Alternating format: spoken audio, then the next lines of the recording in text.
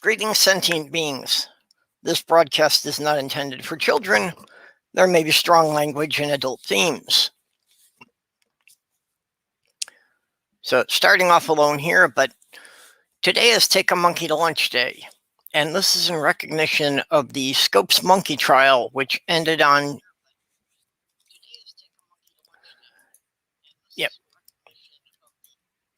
this day in 1925 in Tennessee.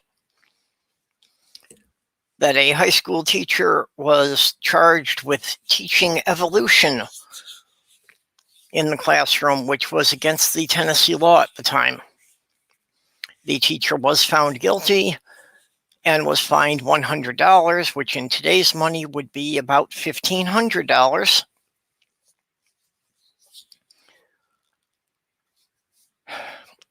The conviction was actually overturned on a technicality later.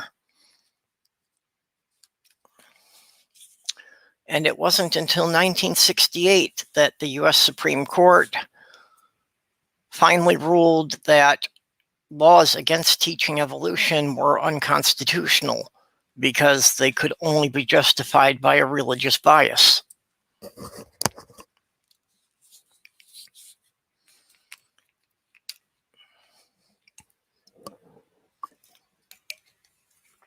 So let's see who we got in the side chat. I see Nerdy, Harmonica Man, Greg Hartwick, Atheist Mole, hey, somebody new here. And Lavender Lady. So I'm not very good at monologuing for extended periods, so if somebody else wants to hop in,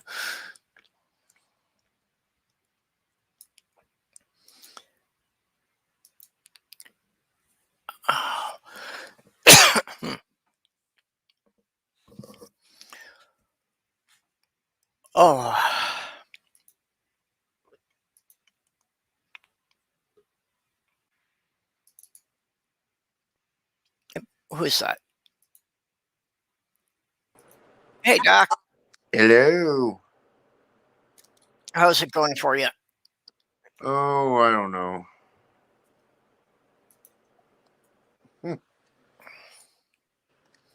I haven't been probably having the very best, I don't know, just about a couple months now. Yeah, I know things have been difficult for you. Busy at work. People are a pain in the ass. Yeah. But that's all right. I'm okay. Are you hearing me all right? Am I echoing or anything? No, you sound fine. Awesome. Yeah, everything's good. I'm not using my earbuds. Yeah, I noticed an echo when you first came in, but I'm not hearing it anymore, so. I can always pop those buggers in if I need to, so. Nope. I think is good.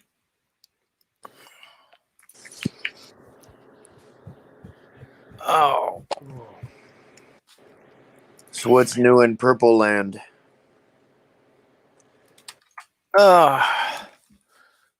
Not much that's actually new, just ongoing projects at this point. I've become a project for myself.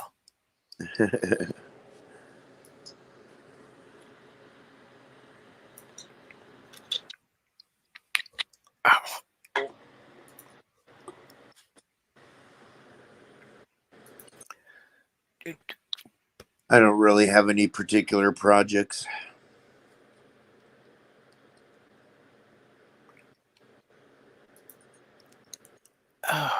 Back. Sorry, I'm having trouble with my buttons today. Inquisitor Bacon.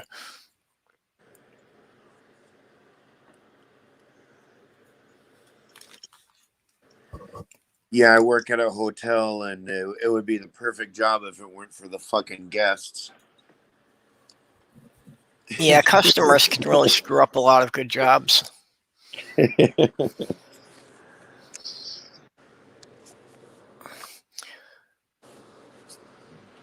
Yeah, Mo, we generally don't stay on any one topic for very long, so I'm pretty much done with the topic for the day already.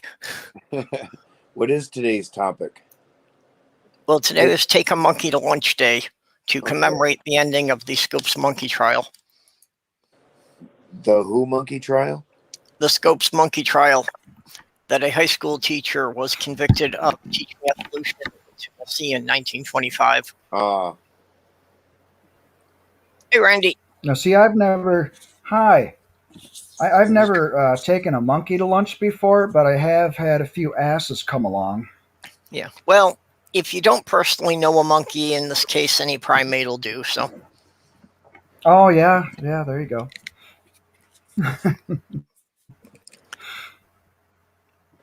So I kind of have this problem with what I'm trying to do musically. My partner in crime here, he's been calling me up just about every day wanting to party and go drink and go to the park and then just jam and play and stuff like that. And it's like I'm writing songs and trying to produce today. I can't come out today. But he's an alcoholic, and I think just recently, since he's met me, he just started drinking again.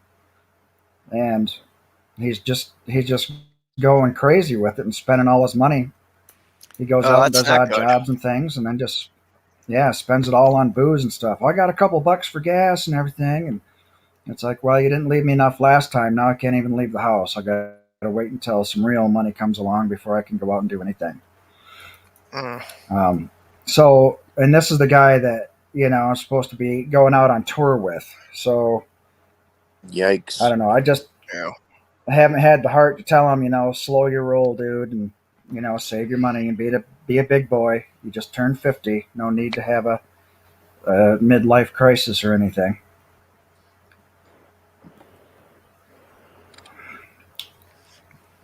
Yeah. I don't want to drink up all the profits, on the road. Hey, Mo. And then not be able to make it to the next town. Hey, Mo. Yeah. Hi. That'd be a bad situation. You could get stuck somewhere. Oh, and just nerdy.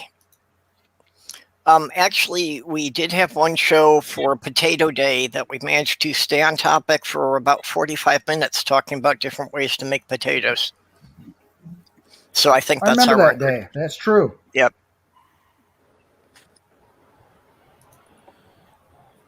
I was once electrocuted by a baked potato.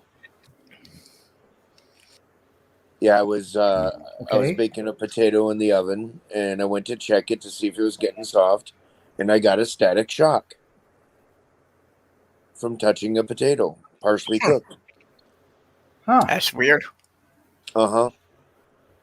I get static shocks from plastic, metal, wood, potatoes. I almost got an electric shock from a crock pot. The liquid poured out of the crock pot, and there's a digital thing, and went buzz, buzz, and I had to throw it away and get a new one. And I can't afford to buy new stuff right now, but I have to have a crock pot. Make big meals. Yep. The crock pots are nice, especially when you got the recipes that you can just toss everything in there and then just ignore them for 6 or 8 hours. Yeah.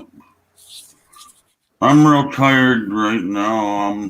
I wasn't going to come in. I wanted to make an appearance, say hi. Maybe I'll go along with whatever you're saying. Okay. Well, I appreciate you popping in. Yeah.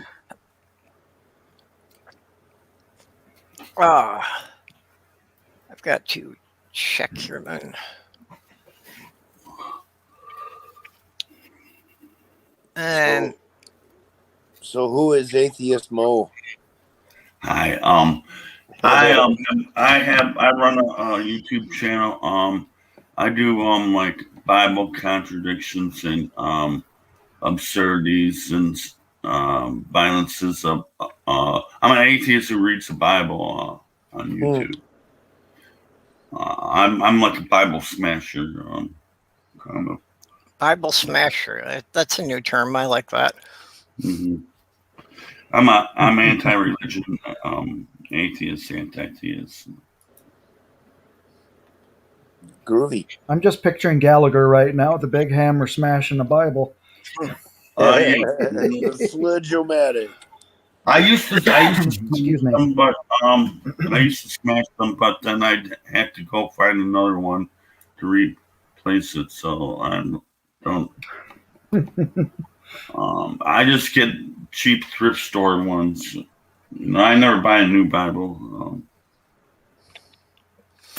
Yeah, I need to pick a new one up for reference. I just haven't seen mine in the last 3 moves. You could go online and look up stuff. Yeah.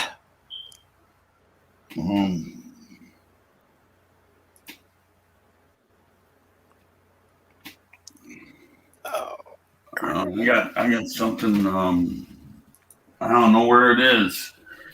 The Skeptic's Anointed Bible. That's a good tool for.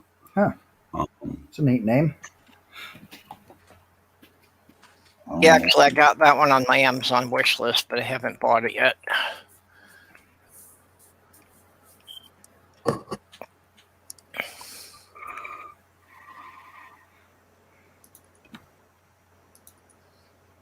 So I joined one of those free dating sites, and it looks pretty interesting. However, I don't have the $10 to make it so I can see who the hell is actually clicking like.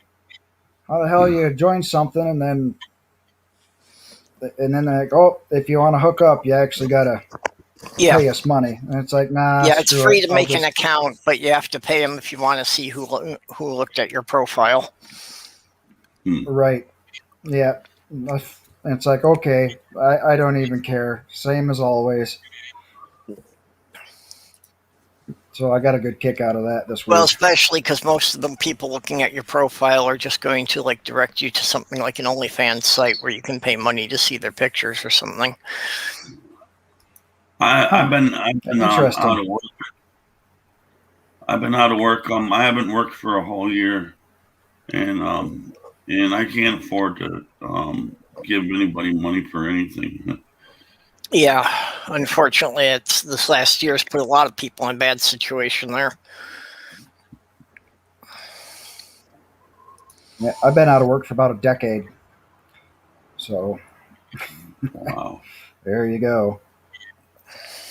Well, I've been collecting unemployment, and it's about. I'm trying to get another job right now because they're going to cut me off that unemployment.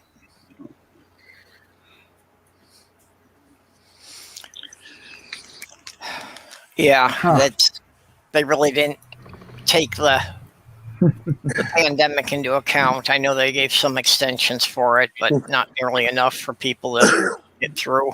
I've never collected for more than a year ever.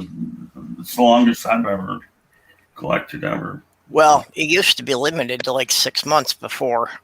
Yeah, I know.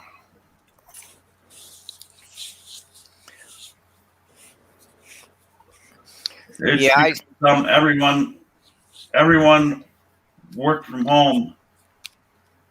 You see, I was a custodian in the office building, and everyone went home to work, and that fucked me over. Right. Sure yeah, if there weren't people coming into the office every day, they lay off the cleaning staff. Mm-hmm.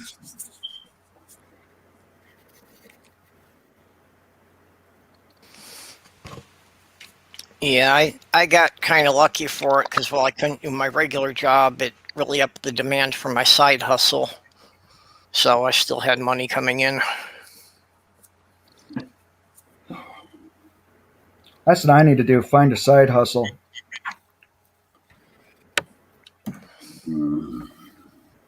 Aren't you good I don't know enough? what the hell I'm good at, though. Are you good enough at your harmonica to actually make money at it? Yeah, it depends. A lot of times you can't go out and just do some busking, and I need a band or somebody else to back me up. And I can do a one-man show thing, but I just spent like a colossal amount of, well, I'm going to say credit So I'm in debt like about $1,000 now because of the equipment that I just had to get, so I can do a one-man show. But you know, time will tell. But yeah, I am good enough to make money. I've been on some pretty big stages before, some pretty big names. And they're all wondering where the hell I'm at, and it's like I'm stuck. Yeah, you are talented. I've watched some of your videos. Oh, thank you. Thank you. Yeah, I don't think I'm talented enough to just do things on my own, though. That's why I got somebody to go along with me. Plus, it's better security if you're not just alone. You know. Right. But I don't know how this is going to work out. If this guy keeps being a party animal, I don't know if I want to do this. This is serious business. Well, yeah, especially if he's gonna, like you say, put the finances in jeopardy. All right. I got a major alcohol problem too. Well, I do I'm too. actually But surprised I don't. I like to drink too, but only when I think I can handle spending $10 or something. And that's about it. And then I stay home. I don't. This guy drives around drunk and all kinds of shit. Whoa. Yikes. So I I don't like certainly that can't at all. My uncle was killed by a drunk driver. I have one on my record. I cannot ever drive drunk again, or they'll put me away. Mm-hmm. Yep. I don't want to get involved in doing stuff like that because life is I too just short, don't drive. especially mine. I just don't even have a car. I don't drive. So there. Nah.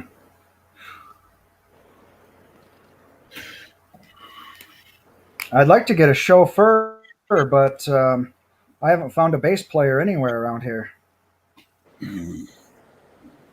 I've tried the bass some. I never really learned it, but I like it. Bass players don't like my jokes. Mm.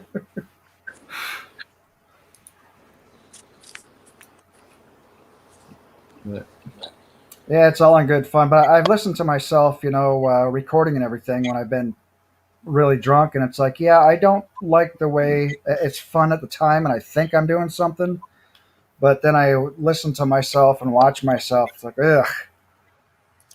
This is why you don't drink while you're playing. It's not good. It doesn't work well You're with never my as good as video. you think you are. It doesn't work well with my videos No? either because sometimes I delete my videos because I was drunk and slurring my words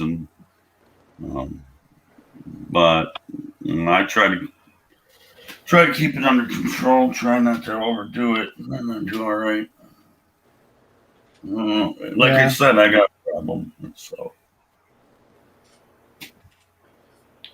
The only time I like to drink is at night when other people's shows are on, and I get on there and I joke around with them, and that's pretty much about it. I don't like to drink alone and just got too much shit to do. Anyway, I'm sorry. Go ahead, Purple. I was just saying that's why I never drink when I'm running my streams. I generally don't drink when I'm on too much, but once in a while, somebody else is running it so that they can boot me out if I go too far. Right. Well, if I'm debunking a religion, I gotta be 100% correct on my side. And if I'm too inebriated, I'm not doing a very good job at it. Well, yeah, if you're trying to deal with any serious topic, you can't be that way. Mm-hmm.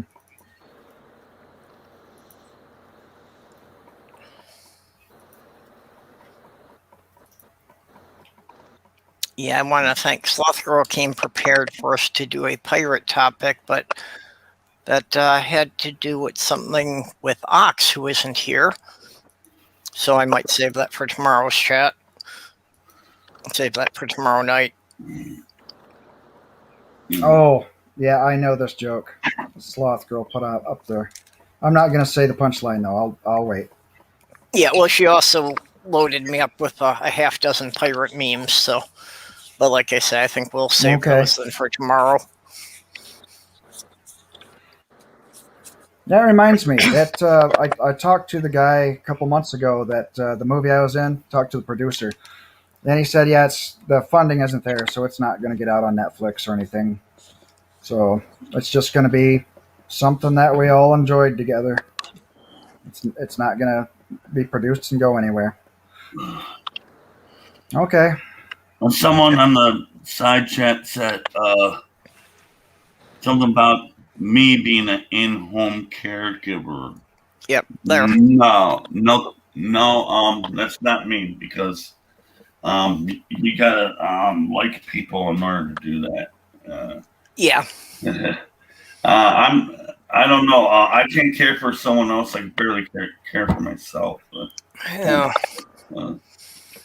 I Yeah, have spent most me of my too. adult life caring for other people, whether they were, children or people I was in relationships with. And I don't drive a car either. I can't take anyone anywhere.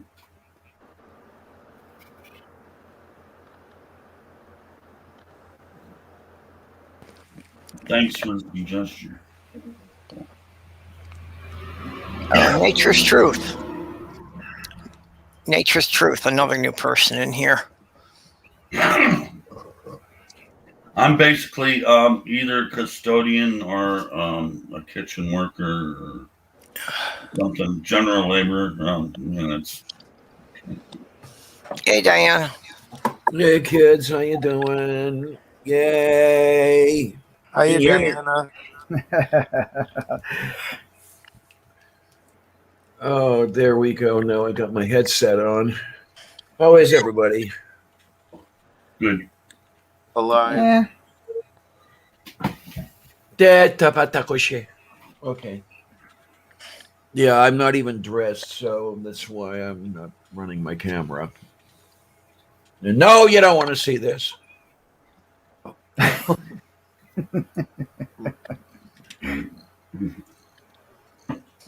And there's a kitty over here who's looking at me. You might want to see the kitty, but I don't know. We could arrange that, I suppose. That's what I should do. I should use the kitty as my avatar. Right, kitty?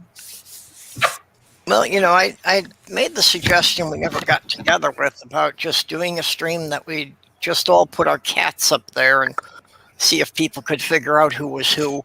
There you go. That would work. Yeah. I like that. That would work. Definitely. I've got all the cat pictures around here. I just can't. What? Oh, no. Go ahead. I was just going to make it funny. Oh, I've got all the cat pictures around here. I just can't get to them right now. I'm not on that particular machine. Yep. Yeah, I had forgotten Nature's Truth is Ox's new channel. Oh, okay. Just doing, stuff about Native American culture. So that's another channel for me to look at. Okay. Sounds good. I like it. Mm-hmm. Anyone want to check me out? I'm very, very low on subscribers. My name's Atheist Mo.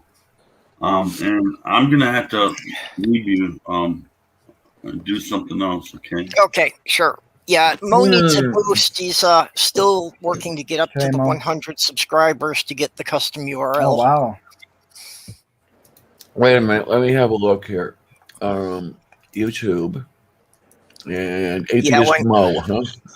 Yeah, when I subscribed like 2 days ago, I was up to like 70. I think I already subbed. I'm not sure, though.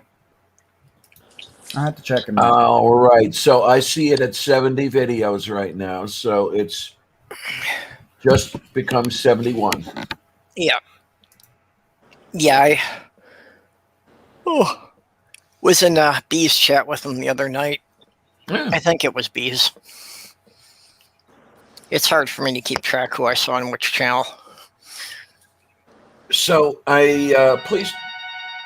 What's going on here? Oh, that's a number I don't want to answer. Okay. Excuse you. Yeah, there's so many people around and everything. I do lose track. Are you a brand new people, or have you been around for a while and you're just coming back? Yeah. Or people rebranding their channel name. Mm-hmm. Yeah, Mo. Yeah, which is that? Is Mo still here? No, Mo stepped out No. now. Oh, okay. I didn't have the screen up. I couldn't see. Okay. Yeah. All right. Please forgive. Yeah, but I think Mo is basically new to the community. Okay. You know, I think is somebody who has been like hanging out in the side chats and, you know, is new for getting on screen. Bullshit. Or as they say in the old country, they say borscht. Damn cat. Get back. Yay, lunch. Yeah, I am having a head of broccoli for lunch. Yeah. Good stuff, let me tell you. Oh, I forgot I've got broccoli in the fridge. Oh, I gotta my. I got to use it before it's been there too long. Yeah, don't let it go bad. No, you don't want to. Don't want to lose the broccoli. So wait a minute. Somebody left a damn message. Yeah. What the hell message did they leave? You have one new voicemail. I guess I might as well. It's probably going to be somebody telling me that the IRS wants me in Chinese. Yeah, it's going to be good. They'll just mute your mic just Yeah. in case they give away any information on you. Wait a minute. Okay, no, Oh, it's okay. Ox says Mo's been around for about 10 years already. Huh. Oh, okay. Did not know that. Yep. And Well, that's what happens. I'm Ox has still got the channel link out hovering there it. for anybody. I'm still hovering around 148, 149, somewhere around there. Subs. Oh, let's It's try just been that again. that staying right at that level for the longest time now. So Yeah, it's the same with me. I leveled out at 450. I can't get up to 500. I've been at 450 for really the best part of a year now. that's weird how that works. Yeah, I suppose if I actually started putting out content, it could change, but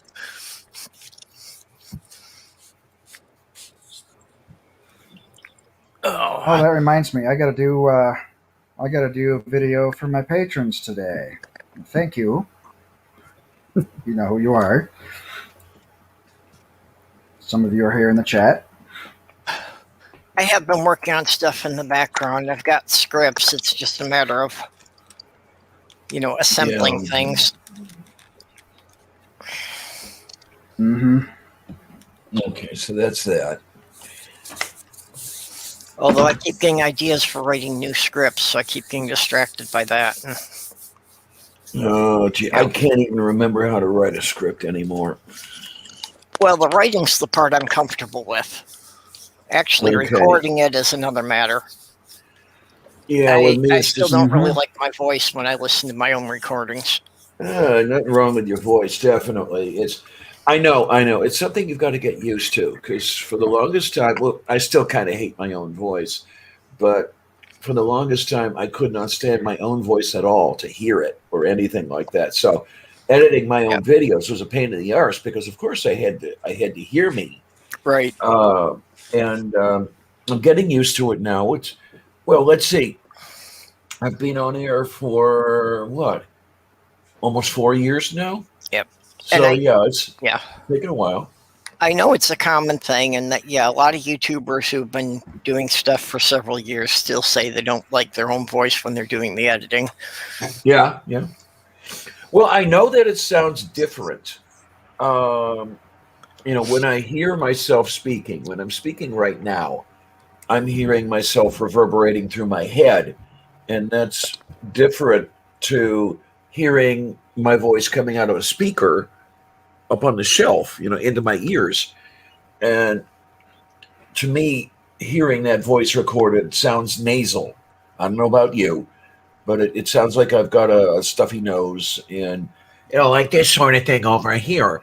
And grates on my nerves. Well, I But know mine's nasal because I've got chronic sinus problems. okay.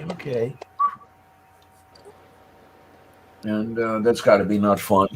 Yeah, and just with my allergies, that's the scratchy throat and coughing so much. So it's like, I sound like somebody who's been smoking for 20 years. Yeah. I definitely don't like my voice. Can't stand it. Probably why other people don't let me sing in their bands. It's a nice voice, no problems, really. I've heard worse.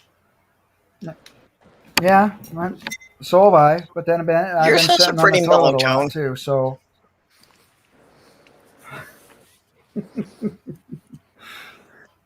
Oh, Manda, you sound beautiful. yeah, you're fine. Yeah, speaking of We like your premiering, I voice. have yeah. Well, I Speaking also know part of mine is that, I'm still working with a cheap mic because I haven't got my system together, and the computer that I'm working on now doesn't want to recognize the better mic. I don't know. We got to get you running on that new machine. That's what we got to do. Yeah, mostly it's my anxiety about putting it together. I'm afraid I'm going to screw something up and, fry $100 component. No, that's excuse me. That's one of the hardest things in the world to do. It's really, really difficult to fry a component. Yeah, intellectually, I know that, basically everything's keyed and it's really hard, even to put anything in backwards or that, or to put anything in the wrong slot. But, it's a difference between intellectually and, when I start unboxing things and the anxiety is like, shit, what did I get myself into? The worst of it, and I will admit that it sent me down the toilet more than once, is not getting something plugged in all the way. So it's not making good contact and it's not working and you think you've screwed it up. Then you're all what's the word I'm looking for? Terrified. Well, I've had that just for doing upgrades. Like when I upgraded the memory, one of the chips wasn't seated properly. Yep. Mm-hmm. And I did that when I built this machine. One of the memory sticks was not seated, and I was going crazy. And Faye had to calm me down for about 20 minutes. Yeah, it's when I did that. The thing wouldn't boot up. It just kept going into the BIOS menu. Yep. Oh man.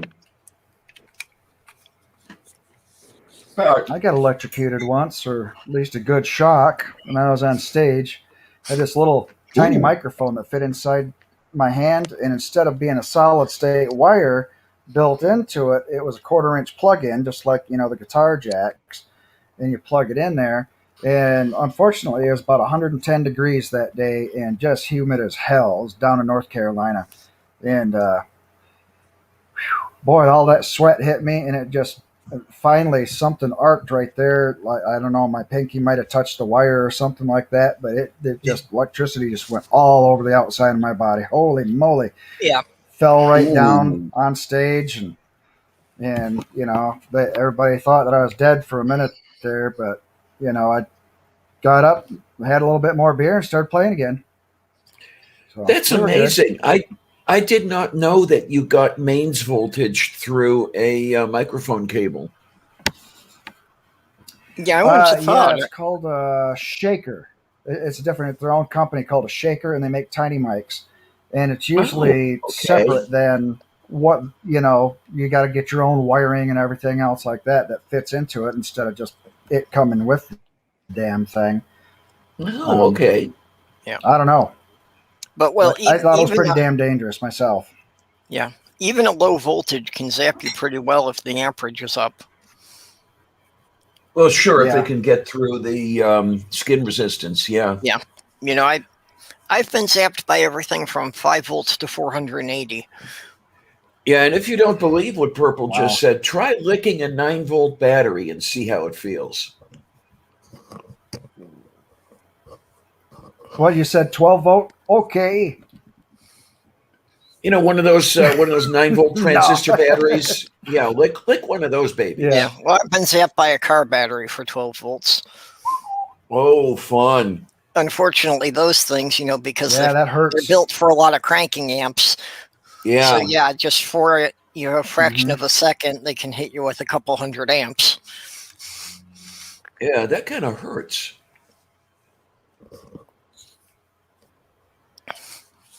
Not as bad as when my uncle blew up the battery in my face.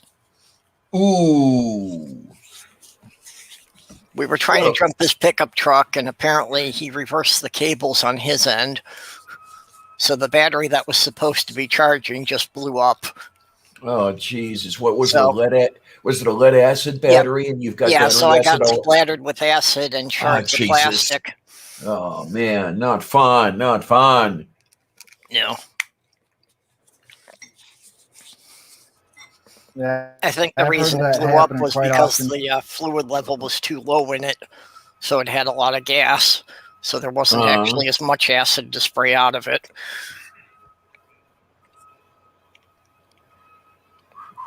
Wow.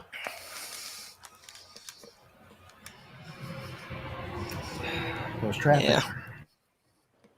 Oh, that's you, Randy. It sounded like Jeff Bezos flying by. I think it was his bus. Ah, okay. Yeah. Okay. Yeah, I live out in the woods, but I'm 50 foot from a main crossover road, so I get all kinds of semis and motorcycle, groups, and it's all kinds of traffic cutting through from county to county, and they all got to turn right here on my corner all day long, and it just gives me a headache. I got to Yep. move.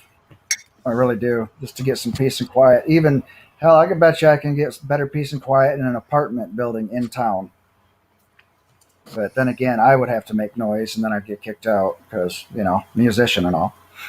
No, move beef. So, just deal with what you got, I guess. Yeah, I've got to have all my windows closed up today. Even though it's not that hot, the weather report listed the air quality as being unhealthy, Mm-hmm. which I'm not entirely sure what they mean by that, but it didn't sound good. Just the pollen count is way up in my allergies. Well, I saw yesterday a picture of the New York skyline that looked like Los Angeles in 1969. It was just so smoggy, so smoky, hazy. You could barely see anything. It was just outlines, and I guess that's because of the fires on the west side of the continent. Big smoke clouds just drifting across the entirety of central North America. Yeah, it happens every year. Yeah. Well, and last year, Probably why it's... because people were staying ahead. in and people weren't commuting to work, that the smog problems went away in a lot of areas. Uh-huh. But now it's all picking up again. I had seen some pictures of the difference between the skyline when the pictures were taken and then the skyline a year earlier, to show you the difference that the plague made. And God, yeah, it looked like night and day. It was so much better during the plague. Yeah, the wildlife was loving it last year because, also a lot of areas they just weren't cutting the grass and things like that. So just everything was blooming up and the animals were out, and just because there wasn't as much traffic. So it actually did show that, if we could manage to not drive cars as much, the environment might have a chance of bouncing back. Yeah. Okay. Let me see if I can Because here's the picture I saw. Yeah, from National Weather Service, New York. Let's see if I can, if you don't mind, I can try to share this baby. Yeah, if you here. can bring it up, I'll put it up on the screen. Share. Let's see. Oh, I can share screen. Okay, share screen. I got to figure out how to do this. Choose what to share. It's not.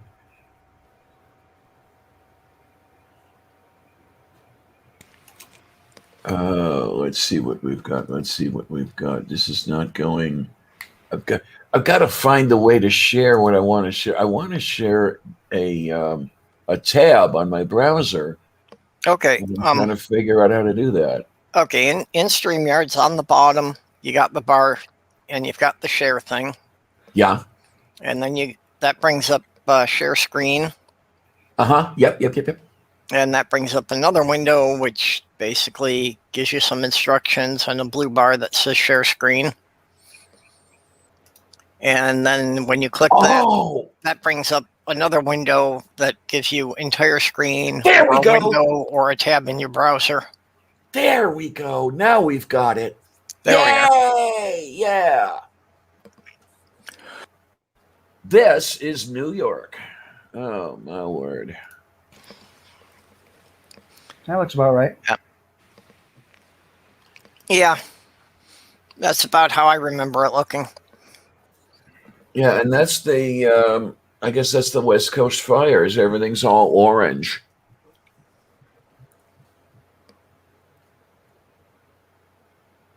Yeah, it got that way here in northern Michigan for a few days last year, too. Looked just like that. Okay. Yeah, well, like you say, the stuff from the fires passed over the whole country. Mm-hmm. It smells horrible, too. I don't see any of that over here, but of course I don't get out of the house. I just get out of the house 3 days a week. Well, Michigan gets it just because the wind patterns tend to track along the Great Lakes. Yeah. Mm-hmm.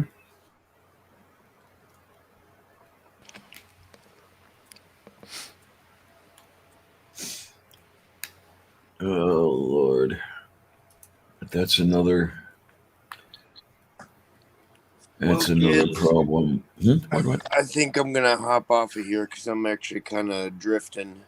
Oh, okay. Yeah. For some reason. All right, Doc. Fun hanging with y'all. Have a good day, then. Yep. Will do. You get yourself some rest. Yeah, take care, dog honey. Yeah, what Ox is saying, it's not New York, it's New York City. I lived in Syracuse, which was the center of the state, and was really hard to get people to understand that, yeah, New York was more than just one city. Yes.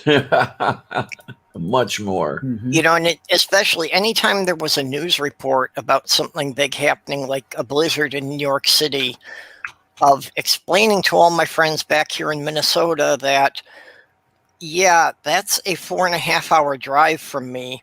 So the weather is completely different. Yep.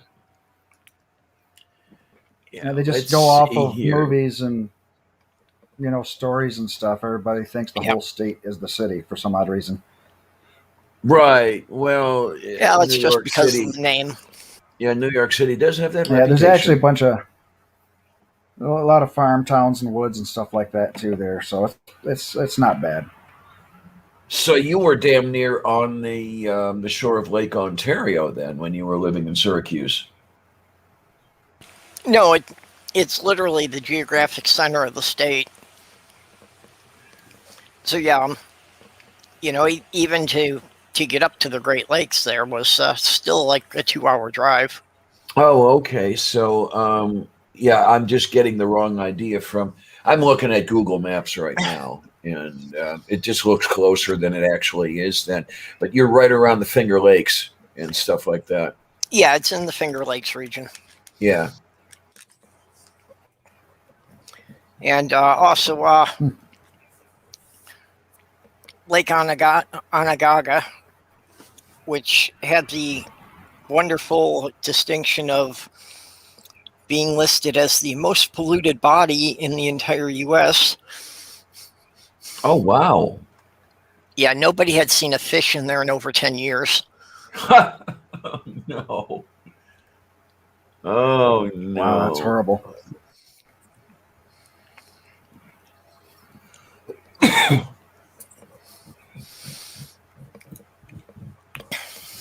Let's see here.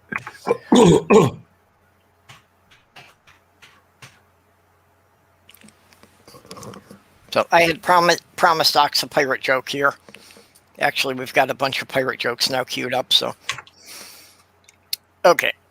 But this guy's sitting in a bar, and this, full stereotype pirate walks in, sits down next to him, and he's got the whole works. He's got the eye patch, he's got the hook for a hand, and he's got a peg leg.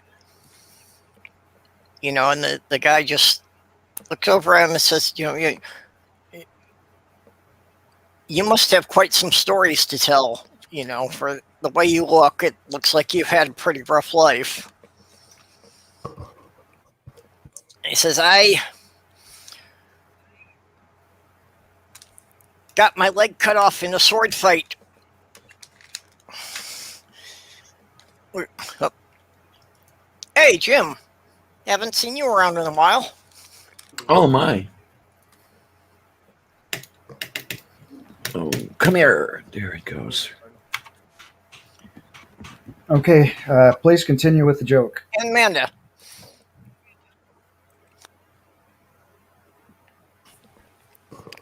So I said, yeah, we was attacking a British merchantman.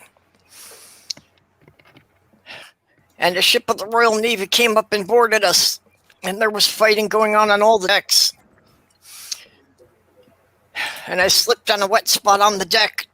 Just as this bloke's sword come down, cut my leg clean off just below the knee. Says, wow, that's... what happened to the hand? Said, yeah. Well, that was another fight came a couple of years later. And I was jumping down from the upper deck and swinging from the yardarm. And the bloke came up with the sword and missed the rope and cut my arm off. I said, what happened? What's with the eye patch? I said, seagull pooped in my eye. And he said, what? You don't lose an eye just because a bird shits on you. He said, you do if it's your second day with a hook for a hand. That reminds me of the one this blonde shows up for work and she has both of her ears bandaged, and the boss says, what happened to your ear? And said, well, I was ironing my blouse and the phone rang, and I picked up the iron and I put it to my ear. And he goes, oh, dang, that's unfortunate. Well, how'd you burn the other ear? And she said, well, wouldn't you know it? As soon as I set it down, the phone rang again. Yeah. I got another pirate one for you. Oh, no. This one's an old one. I don't know if everybody's heard it or not, but this pirate walks into a bar, the same thing. Got all his pirate garb on and got this little steering wheel sticking out the front of his pants where his belt buckle, needed to be. And then bartender looks at him. Hey, pirate, the hell, you got a damn steering wheel hanging out the front of your pants. And the pirate says, I know what's driving me nuts. Oh. Yeah. That's a good one. I've heard that, but a leprechaun. Yeah, okay. Oh, was it? Yeah. Oh, shoot. You fucking lured me in here talking about climate change, and then you start doing pirate jokes. So cool. Yeah, we got the climate change expert here. We should really give her the floor, or they. No. That's okay. It's so cool. It's cool. Well, actually, there's a connection here. How so? Well, pirates were very effective at preventing climate change. You notice the fewer pirates we have, the more problem we have with the climate. Okay. Interesting correlation. Like I said, we're actually not like this was the joke actually, because we have our first conference that my research group is doing, like in person, since this whole COVID thing is in Orlando in October. And one of my colleagues made a joke. He said, do you think we should tell the Floridians that we're not actually doing anything about climate change until they're underwater? Okay. Yeah. Anyway, because Florida. Yep. Good old Yeah, Florida. Well, yeah, we're going to lose Miami and New York City. And New York is a little sadder, but fuck Florida, so. You can have New York. I mean, it's a nice. I consider it a nice place to visit, but I certainly would not want to live there. I wasn't even all that thrilled about visiting it. It's just too congested. Yeah, I don't like large cities, but I love Chicago. Go figure. I don't get it either. Yeah. I grew up in the Chicago suburbs, but I avoided going in downtown Chicago whenever I could. Oh, man, I just love walking around in downtown Chicago. I don't know. It's just a thing I like to do. The only thing that could ever actually get me into the city proper was the museums. Okay. That's what I want to see. Museums and the blues joints. Okay. Yeah. Yeah, I was a charter member to the Shed Aquarium because with that it gave me a pass to get into all the museums down there. Mm-hmm. If you like aquariums, Georgia or Atlanta has the biggest one in the world. I don't actually think we've been, though. Have I ever been? I have no fucking clue. Atlanta's actually nice. Georgia sucks, but Atlanta's nice. So. Yeah, I've never been Georgia once. Yeah. It's, Actually, I was through Georgia once. We didn't stop. Good for you, perps. Well, it was when my brother was an over-the-road trucker, and I literally got kidnapped to help him as a loader one summer. Now, when you say literally got kidnapped, did your brother tie you up and throw you in the back first? Actually, that would explain a lot. Actually, it was one of my foster brothers that I dozed off on the couch at my parents' house in Illinois. And yeah, they literally grabbed me, threw me in the car, and did not stop until we were in Michigan, where he handed me off to my brother. And yeah, it took me 3 months to get home. What the fuck? Seriously? Yep. Jesus, perps. I'm sorry. That's terrible. That explains a lot. Anyway, no. It is one of the incidents that explains why I'm not real close to my biological family. Yeah, mine kind of fucking sucks too. So, Yeah, I find that for me, the appropriate distance between me and most of my biological family is roughly the state of Wisconsin. I got Angel, who is, my doppelganger. And then I have a brother who I haven't seen in over 20 years, who is the only other adult liberal in my family. He's also a science teacher, environmental science, actually. So, we have a lot in common, but, family shit, whatever. Moo. Yeah. Okay. Yes. Well, at least you got the defrost and not melt. I'm okay with that. But the problem with defrosting the mammoths and all of that which is in the permafrost is that all of this trapped carbon ends up getting released, and quite quickly, because once these things that have been frozen for a really long time are thawed, they decompose extraordinarily fast. And you end up with a fuck ton of either carbon dioxide or methane in the atmosphere that comes out of all of this organic material. About half of the planet's material, organic material that is in the ground is actually trapped in the tiny amount of permafrost that is up in the northern hemisphere. So as it continues to defrost or thaw, these dead things end up letting out. It's a cycle, whereas climate change is making it worse. It's a positive feedback loop, because you have climate change that is defrosting or thawing out the permafrost, and then as that happens, that which is coming out of the permafrost is increasing the what is happening with climate change.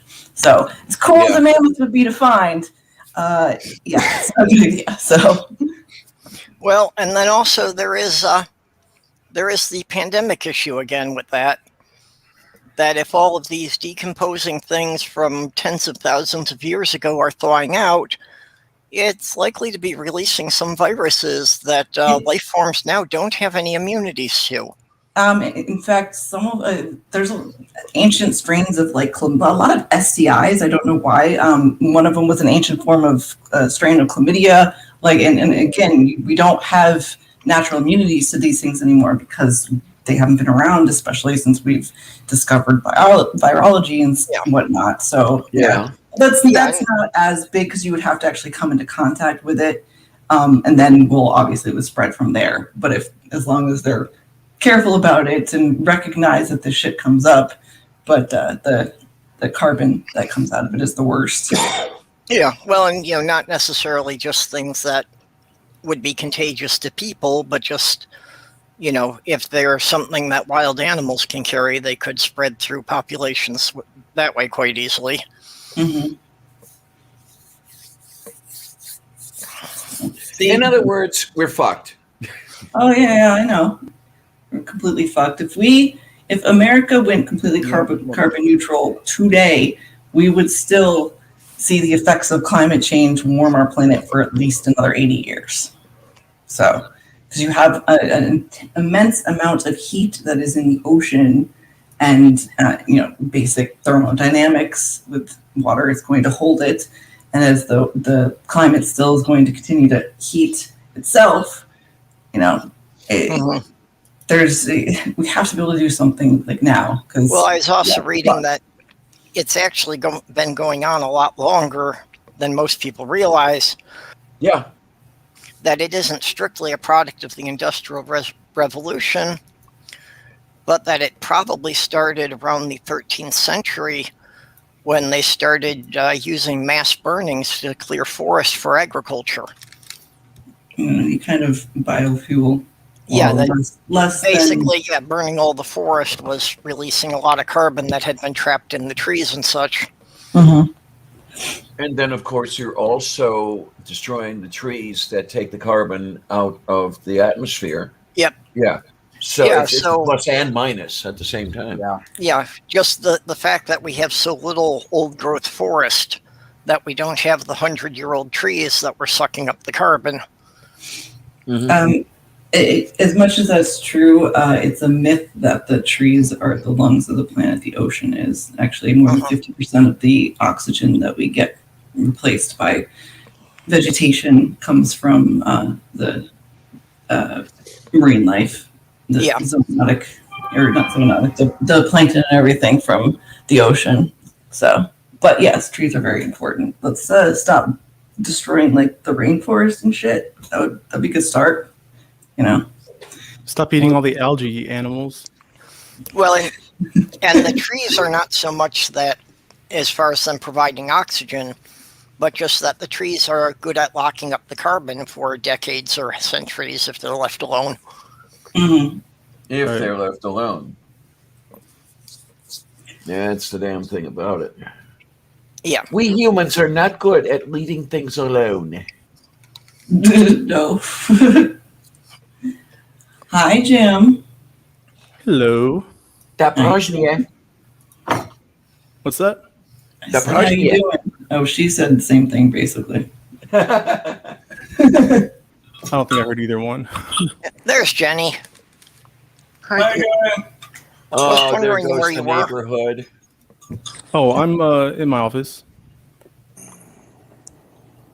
How's the new name working for you, Dr. Majors. It's nice having a big D. I'm not gonna lie. Nice. Yes, like I said, I'm very proud. Very, very proud. I was able to finish mine. This shit's hard. So hats off to you, Jim. Really. So, what, do you finish your degree? Yeah, I successfully defended my dissertation on. Let's see, how long has it been now? Since the 9th. Yay! Oh, congratulations! That's a major achievement. Thank you. Yeah, congratulations. Actually, A major's achievement, but uh-huh. The only degree I have is stuck to my armpits. Not that you There you need to know that. I can't say the same.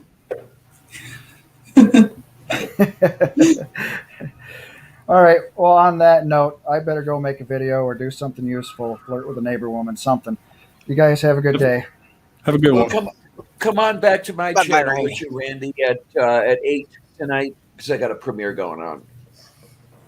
Oh, you're premiering? What are Okay, you I'll see you premiering? then. Bye, Okay, Randy. sounds good to me. Take care, honey. I'm premiering a transgender chef episode. Ah, Spaghetti alla carbonara. With or without meatballs? Without meatballs, with bacon. Okay, oh, so it's a transgender cooking show with no balls. Right.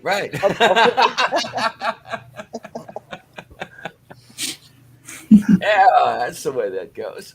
Oh, let me see if we can. Hi, Mama. yeah. How are you doing, Hi, Jenny? Jenny. How's your leg doing? I not good. It's swollen again and even more painful. And they apparently want me to wait till tomorrow to come in. Or no. What day is today? Wednesday? Today's Today is Wednesday. Wednesday. They want me to wait till Friday to come in. Oh, What did you do to yourself? What did you break? I have no idea. They said I went in last Friday, and they said it was a bug bite that got infected, and I don't believe that. They put me on antibiotics, and they're not helping. yeah. Now I've got a similar lump growing on the back of my neck. Oh, gosh. Oh dear. Oh no! We can't have this. And I'm actually getting kind of scared. No, really? No, I don't see how you would be. Are you talking about like your general practitioner doctor that you went and saw and is telling you to wait?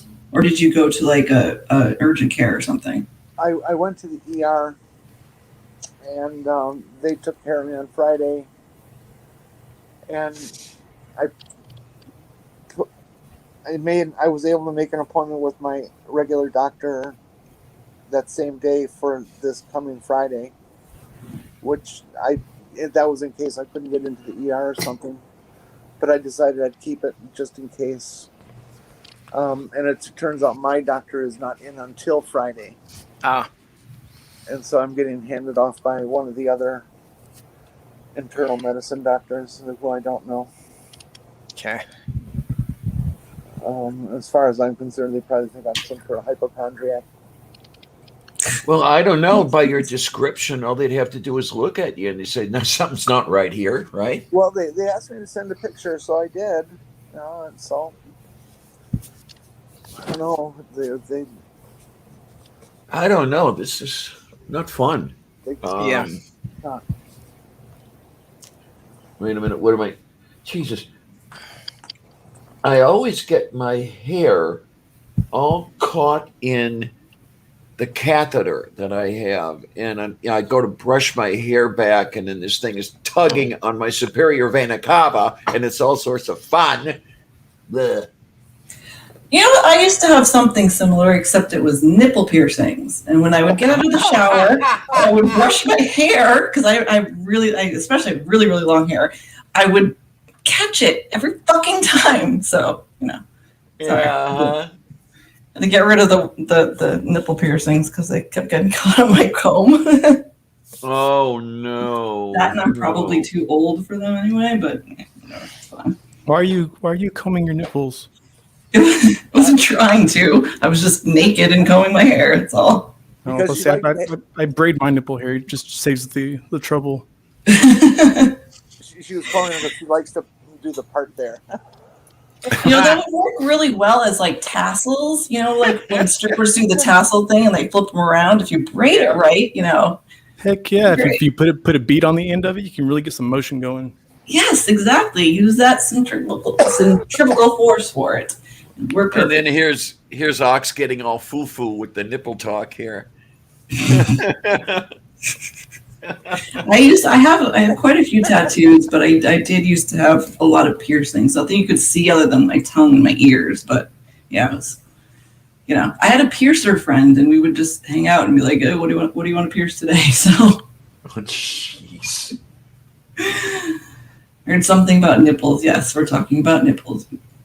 It happens sometimes. Okay, nerdy. I could never do that. No way. No way.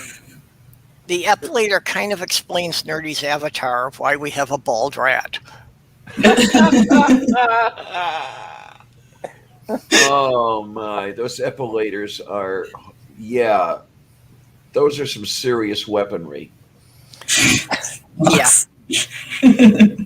This is why I came here, because I needed to smile. You guys are so weird. Actually, back in the day when they got popular, the company that invented the epilator lost a class action suit because they downplayed how painful it was. So they considered that to be misrepresenting the product to their customers. Oh, well. Well, yeah, nobody tells you how much it hurts, really. I prefer like a doctor that says this is really going to hurt. Okay, thanks. I don't think I have any pictures of my old nipple rings. I'm so sorry, Ox. I do have a picture. I used to have dermals. I had one right above my cleavage and then one under each collarbone. I had a picture of that, but that's it. Jesus Christ, Mama. Those hurt. Those were the ones. The dermals fucking hurt. The rest of I had my tongue pierced and stuff, and that didn't hurt, but dermals hurt. Okay, I'm not that familiar with piercings. What's a dermal?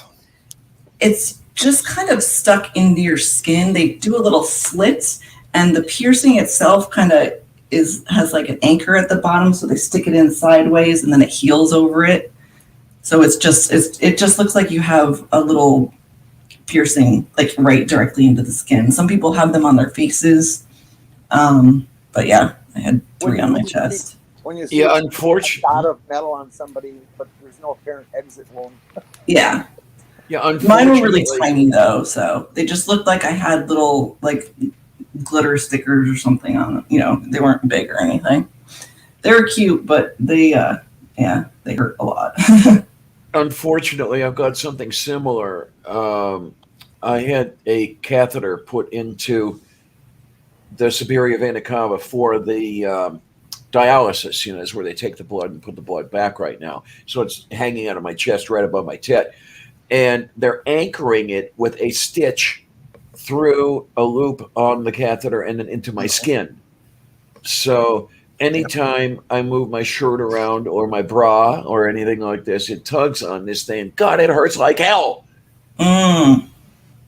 Did they say if it would start feeling better, being easier or not?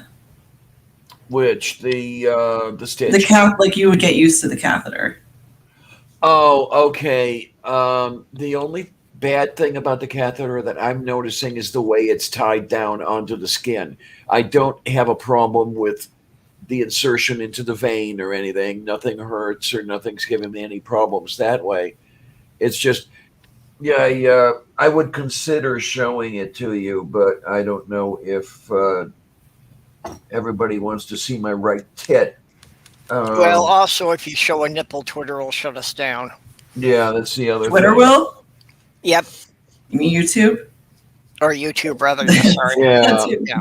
That's okay. Twitter I'll give you $50. Yeah, on conceivably. One of the chill streams I was on, YouTube shut it down in the middle of the stream because it detected a nipple. It didn't even acknowledge that it was a man who was shirtless on the video. Eeks. Oh, Nice to see some no. quality finally. There goes the neighborhood. Yeah, right? Stool's here. YouTube gets turned on by a lot of different stuff, you know? Yeah, I know.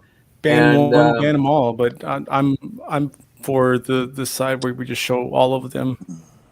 Now, eventually, if I live that long, If I'm lucky enough. the catheter will be removed when we decide how I'm going to continue dialysis. You know, if it's going to be peritoneal dialysis, which involves a line into your gut, and then you pour fluid in there, and osmosis takes all the shit out. Or if I continue with hemodialysis, which means I would get something into my arm. But eventually this has to come out because it's never considered permanent. But I probably have this in here for the rest of the year. What's the difference between the two as far as like frequency of treatment? Peritoneal dialysis treatment is done every day. Hemodialysis every other day. Oh, okay, so they're both pretty much semi-permanent. Yeah. Mm-hmm. Yep. Gotcha. Perps, if I send you a picture, do you want to, it's the dermals, just so you can see it. If you want to share it, you can. Yeah. Fine. Yeah, Send it to you on Twitter. We can do that. I used to have a dermal, but it got ripped out. Ew. Yeah, well, actually, the one that I had right above my cleavage, it wasn't ripped out, but it started to get pushed out, so it came out sideways and eventually just came out. That was pretty painful itself. So I have a tattoo of a hand grenade, and where the pin is, I had a dermal where I would put a key ring. Oh, that's pretty cool. And it detonated. Okay. Hey, still I remember years ago I had I had cranial surgery years ago, and then when they closed the scalp, there were the stitches there, which I guess could kind of be sort of like dermal piercings. But when they were working their way out, oh Lord, it was I couldn't even comb my hair decently because the comb would always get caught in those stitches and tug on the scalp, and it hurt like hell. Okay, so what are we looking at? The only thing I ever had done was I had my ears pierced when I was with my fiance, but as soon as I took them out, they healed up overnight, and we couldn't get them back in, couldn't find the holes again. Yeah, I have that problem as well. Yeah, I'm going to get my ears pierced again, but I probably will stop at just the ears. I just want to point out. I want to point out to Stool, who can now see my necklace, that it is a space shuttle and not a dick. So I honestly thought it was Mjolnir. I've had this space shuttle since I was 13 years old. Actually, my son has one too that he wears all the time. But no, I have two under the collarbone and then one, the boobs. So that was it. Yeah, the tongue ring actually. Your tongue heals super fast. I had to take my tongue ring out for a surgery once. And then, right out, like literally as soon as I woke up, I asked for it so I could put it back in. It was already healed. It was like 2.5 hours later. So, and I had that tongue ring in for 10 years almost. So the tongue heals super fast. My fiance had the tongue stud. I have my labret, I had labret, and I had snake bites, but my snake bites healed up, but my labret, I pierced myself, and I pierced it with like a 14, and it's still open today. I can go years without putting anything in it, and then stick a toothpick in it. Wow. Okay. Yeah, because what is labret? Where it is. What's what? What's a labret? Oh, the center of the bottom lip. Ah. Okay. Yeah, anything with the tongue or the lips, I wouldn't want to do. I don't know. It just seems to me that those are just more likely to get infected from, food getting stuck in them or something. Well, I was going to say, how the heck much problem are they when you're eating? Yeah. The Library is not a problem, but the snake bites, I had real trouble with them healing. I ended up taking them out because like 2 months later, my left one was still really inflamed and hurt. I couldn't bump it or anything like that. But the Library is fine. But I use a post, not a ring, so the post doesn't really interfere with anything. Oh, okay. The tongue ring didn't really. The worst thing about the tongue ring was I had to change from they pierced it with a metal one, like the balls are metal. I changed to one that was plastic because if you bite down, accidentally bite on it, that's not great for your teeth. Ooh, I bet. Yeah, that didn't happen very often, and like the second time it happened, I was like, yeah, I'm gonna fuck up my teeth. So I'll just. Isn't that crazy? Like you don't realize how hard you close your mouth until you close it down on something you don't want to. Yes, no. Absolutely correct. So it didn't, but there was never any infection or problem with food or anything like that. I don't know. Your mouth is very self-cleaning. That's why you can get, if you bite your lip or whatever in the inside, kind of has good and bad bacteria that work together. So metal balls. Yes. Yeah. I think just getting canker so. And people think I'm weird because I lick doorknobs before I open them. Alrighty. Okay, Well, I'm going to take off now, you guys. We'll see you later. Okay. Take care, Jenny. What an odd group you are. Hey. Well, that's the appeal. That's the whole point of this group. Yeah. Yeah. Hey, I keep saying I would not use normal to refer to anyone I consider a friend. I see how it is. We talk about all these, piercings and dermals and pirates and stuff, and I mentioned licking doorknobs, and all of a sudden I'm a weirdo. Well, no, that's you have to because saliva is a disinfectant, right? Whatever, it's fine. If y'all want to shame me, that's fine. I'll just I'll cancel you. Oh, I used to have a dog at my shop that would lick the bumpers of cars obsessively. That was always weird. Stool Sputnik. That was fucking hilarious. I am stealing that. Thank you. Okay, then. Every now and then, stool is useful for something. You know why pugs have the flattened faces, don't you? Chasing parked cars. Oh, Oh. See, now that's a trigger warning to me. I was once playing frisbee back in college days with a friend of mine. We were playing on the street at an intersection, and I let out after a frisbee running pretty much as fast as I could, and I ran right into the back of a car. Oof. And it was, I think it was a 68 Chevy, and it had this bumper that was kind of like a triangle, pointing out. It was rounded, but it was still a triangle and pointed out. And I ran into and hit my middle of my thigh right on that point, and it felt like I broke my femur, and the leg swelled up to. We measured it at 32 inches around my leg. It was so swollen. Wow. Oh, Jesus. They took me to the hospital and they put me in one of these shock suits and did all these x-rays and gave me Demerol, and I started seeing little green people. It was a pretty memorable day. Have you ever walked face first into the edge of a door, like if it's open a little bit? And yeah, that hurts. Yep. Well, not as much as what Jenny went through. I'm just saying, in terms of walking into shit, that corner of the edge of the door, man, that hurts. And I do that more often than I probably should. So I scraped my nipple on the edge of a door or door jamb as you like to make a turnaround. Were you naked? Yeah. Okay, then that makes sense. Yeah, one of my brothers actually got stitches in his head because he was walking into the kitchen just as my sister was opening the upper cabinet. Oops. He walked right into the edge of the cabinet door. Today's Purple Show brought to you by nipple trauma.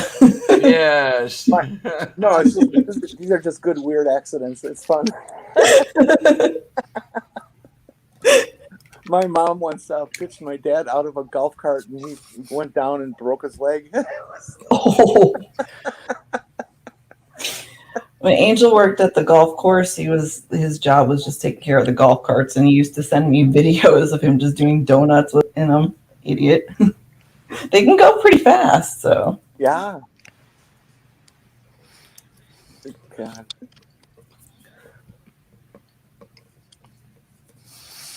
Oh, it's Stool's birthday on Friday. I totally forgot. Oh, that's right. That's right. Yay!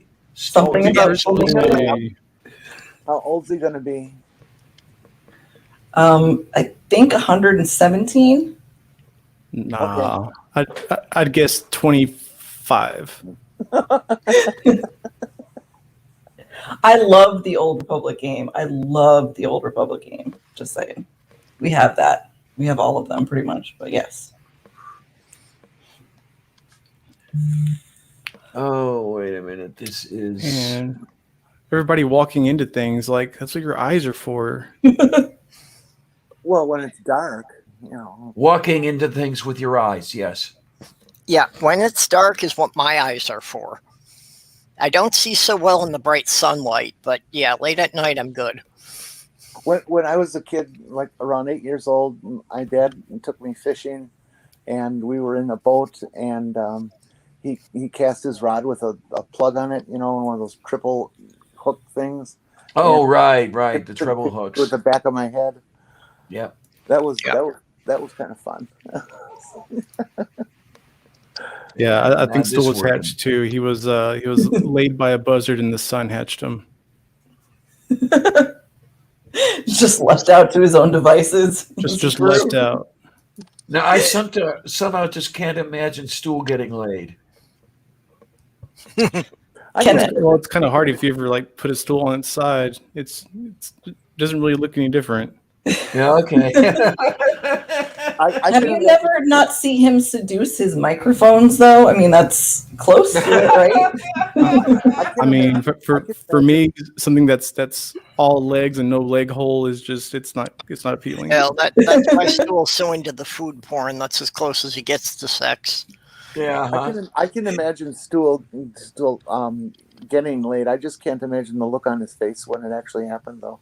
Oh no! Don't!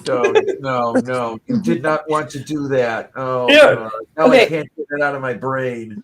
So Perp says it's food porn, but we all know how terrible his food is. So what would be the comparable porn to Stool's food porn? Furniture porn. I used a dildo. Oh, it'd be like those people that eat bread in a weird sexual manner. They like smush their faces into it. Have you seen that shit? Or am I the only one? Bread sexuals, they're called. When Stool's having no. sex, when Stool's having sex, does he become a love seat?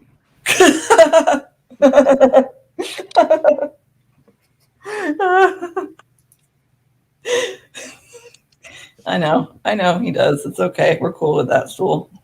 Okay, this is a horrible joke, and the community will probably club me for repeating this one. But so, how do you seat three gay guys on one stool? Turn it upside down. You flip it over, yeah. I've heard that one. And then it's That's kind of like really- it's like exponentially from there. You know, you just seat them on top of each other. And Yes, speaking- they are stackable. And speaking of large penises, didn't Bezos' rocket and capsule kind of look like a penis? Kind of. Not Well, kind that's- of. It was modeled been- after one. That's been all over Twitter all day. Yeah. Yeah, somebody had tweeted yesterday. Today, a huge dick was launched into space, and I said, "Yeah," and the rocket kind of looks like a dick too. So Uh-huh. Yeah. Oh, nice. But don't all rockets look like dildos? No, that one just yes, every rocket is essentially phallic. It has to be for aerodynamic reasons. But that one, the head on it, and it was a lot. Yeah, it looks like a fell end. Is what it looks like. Definitely. Yeah. Hey, Robert. it didn't look anything like Stool. Come on. Oh, look, Robert's here. Hi, honey. Yeah, that was I'm surprised you weren't here at the beginning. I actually did something historical. What? Usually, anytime I try to do a historical piece, Robert shows up to tell me where I got it wrong. Ooh. But I started out the show with a bit on the Scopes monkey trial. That's why it's Take a Monkey to Lunch Day. Oh, okay. What is this? The anniversary of the Scopes trial? Yeah, this is the anniversary of the day the trial ended. Oh, okay. I didn't remember that. I know it was in 1925, but that's all I remember about Yep. it. Oh yeah. I know it's Robin Williams' birthday today. He would have been 70. Yes, that Yep. also. Whose birthday? I'm sorry. Robin Robin Williams. Williams. Oh gosh. And because of that, it is also Invite an Alien into Your Home Day to commemorate Mork and Mindy. Oh, that's sweet. That really dates people right there. That reference. Right? Yeah, it's. I keep forgetting that Robin Williams and I were that close in age. I mean, we were only 6 years apart. I have to admit, when that show was on, I had a crush on Pam Dauber. Who didn't? Well, I never had many celebrity crushes, so for me, it's something to note the couple I did have. You know, she has been married to Mark Harmon ever since that show. I didn't know that. He's Yeah. pretty decent looking himself for a dude. Yeah. Yeah, Gibbs, you bet he is. Oh, Stool likes her ass, so Yeah. Huh? of course he does. Sounds like something a stool would say. Yes.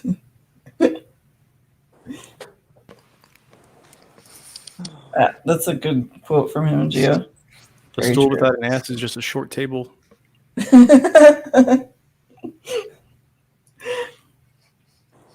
Yeah, Well, so it's Flamingo Day on Friday. Everybody bring your mermaids to celebrate school. Wait, what? I don't understand the origin of this completely. There was some thing to do with Stool and Dave about flamingos. So to piss Dave off. It's when Dave is going to take him to Flamingo Land. Yeah. What about the mermaid thing? Oh no, Stool is just wants to fuck mermaids. That's his thing. Like he's super into mermaids. So Man, I can just, Yeah, I don't know. The fishy. I don't know. well, also Well, the I where. keep explaining to him that, it doesn't work that way with mermaids. That all he's going to get to do is spray his stuff over a clump of eggs that she left in the rocks. Hey, Stool, would you feel the same way if it was reversed, if the top half was a fish? It would Well, that- probably be easier to fuck though. I mean, with the That tail, refers- where do you go from there? I mean, That it'd be a lot refers- harder to make eye contact. Yeah, that's true. I don't think refers- Stool is the making eye contact during sex kind of dude though. Oh, so maybe he's Okay. like a flounder. Yeah, he just That refers directly to an episode of Futurama, if you guys remember when, if you've seen it, when Fry discovers the underwater world and he falls in love with a mermaid. And then, Yep. Yeah. And then he discovers what mermaid sex is and he goes nuts. Yes, they discover the lost city of Atlanta Yeah. That's it. because apparently all of Georgia is underwater by that time. That's cool with me. It's I live just, here, it's so. strange. Like, well, why do they cover the top, but they don't cover the bottom? Or is the bottom a cover? And maybe the scales are itself a cover. I don't know. Well, as far as covering the top, one of the things you got to think about too is that sometimes they use starfish for bras. Yeah. And then you've a got to starfish, remember. the mouth is in the center. Mm-hmm. Well, that just makes him better to hold on. Well, yeah, that explains why they don't need straps for them. So they probably use like sea cucumbers for condoms or something. Ha! There you are. Don't they like project some little? Sorry, Leia's barking. And suction everybody's out of their mouth everybody's with favorite starfish? fish is a blowfish. For a little bit. I missed what Amanda said there. Don't starfish like eject something out of their mouth to like some kind of sucker or something. That middle mouthing, I could be wrong. I don't know. No, actually, I think they do to actually like pull snails out of their shells. I remember dissecting one in college, and like their inside is just like green peanut butter. It's really super gross. That's basically what I remember from that. Let me get a cup of coffee while we're at this. I'm making stool bark because anything to rub stool the wrong way. That's how we show our love to each other. So Okay, that works. the monkfish. Oh god, that would be the also worst. like slowly digest their prey like as they're eating it. Like they don't have to eat it. So technically, if it's on you, it's digesting you. Oh, That's weird. that's weird. Easy, full of poo poo. Maybe mermaids have like this anti-nipple culture where they have to like get rid of it, and that's like just part of it. Yeah. Or maybe their nipples are super weird compared to humans, and so they just don't want to expose that. Why would a mermaid have breasts to begin with? That's a good point. The suckle starfish, I don't know. I'm just saying, Maybe they're actually half whale, and we're just mistaken this whole time. Well, okay, all right, that could be. I was wearing gloves, Stool. You don't dissect things without at least wearing gloves. You should know that. The serial killer that you are and all. So I'm pretty sure that the whole thing of the legend of the mermaids, and that's the whole part about them, like often being enchanted and fooling sailors. I think like it all siren, came though, right? Huh? That's a siren, though, right? I was going to say, I thought mermaids and sirens were different. There's some overlap in the legends. Okay. Didn't it end up not being? It ended up being those. It was some kind of big mammal. I can't remember which kind that they were. That were actually on the rocks and not, obviously mermaids or sirens or whatever. Manatees. Manatees. Thank you, Yep. Diane. That's it. Okay. Yeah, well, I think that's where it all came from. Was that, with the back in the days of sailing ships, when the sailors may have been like even a year without, seeing a woman that. Yeah. I think that one of them got caught playing with a manatee and then had to convince the members of his crew that, oh no, she enchanted me. She's a witch, really. Well, that's how the Republican Log Cabin Club was organized. Have you guys ever, speaking of sea tales, have you guys ever heard the true story that inspired Moby Dick? Yeah, it's based on two different whales. I'm thinking of the one where they got lost for like years and they had to split up into different like small boats basically, and most of them ended up eating each other. I think that's Ulysses?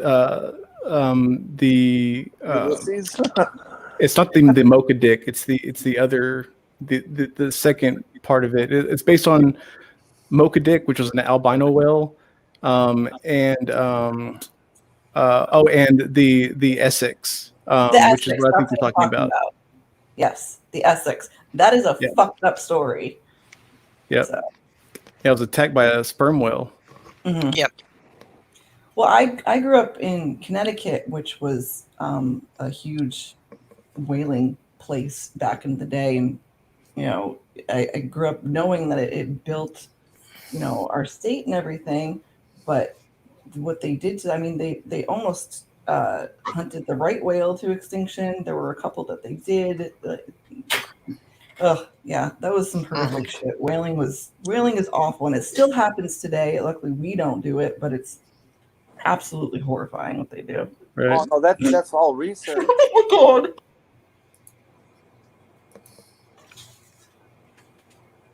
Where are we here? There are we. Yeah, I was reading that account not too long ago, maybe just a couple of months. I don't know how many of you use Firefox browser, but when I bring up the browser, it brings a page of, they call it a pocketbook or a wallet or some shit like that, and there are links to articles. And this had a link to an article about the SX and about the story that gave rise to Moby Dick. And yeah, that was really, really, really screwed up. Yeah, like the whole cannibalism thing, and yes, mm-hmm. Yeah, and the shipwrecked and being stuck on an island and stuff like that. And passing by one island or a couple of islands because there were legends of cannibals there and they didn't want to get eaten, but it turns out that had they gone to those islands, they would have survived and all this other happy shit. Yeah. So okay, so you're caught on a desert island and you have to resort to cannibalism to stay awake. How many people do you stop with? 2 or 1? What's yeah, that? There you go. What, honey? All right, Angel. Kitty would like something, but I don't know what it is. I have to get going, but you guys have a Okay, well, thanks for coming in. Well, thanks for coming in, honey. See you So guys long. Nice to see your breasts.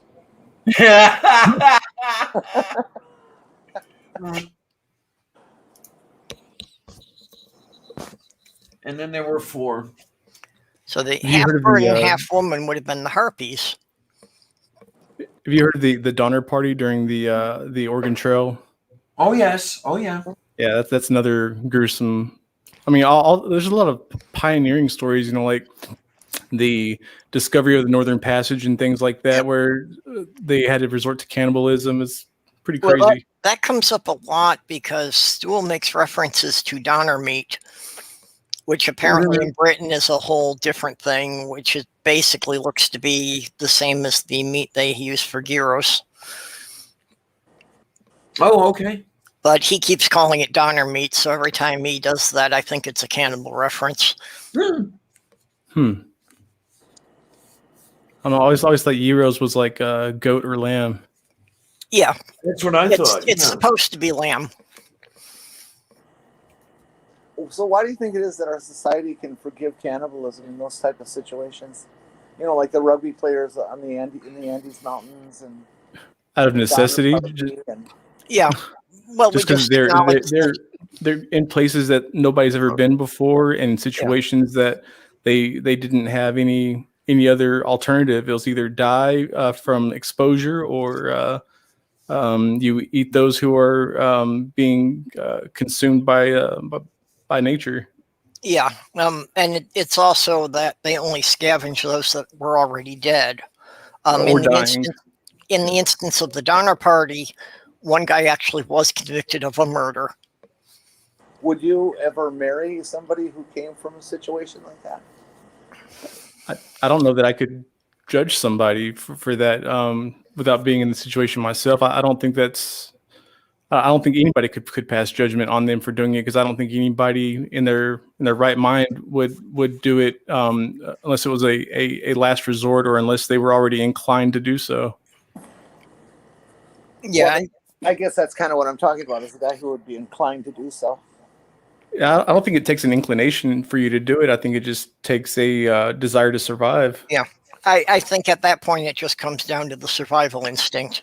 Yeah, no, there is the interesting thing going on, because I remember Atheistic Snail putting it this way. I would have a hard time with cannibalism because prions are a thing.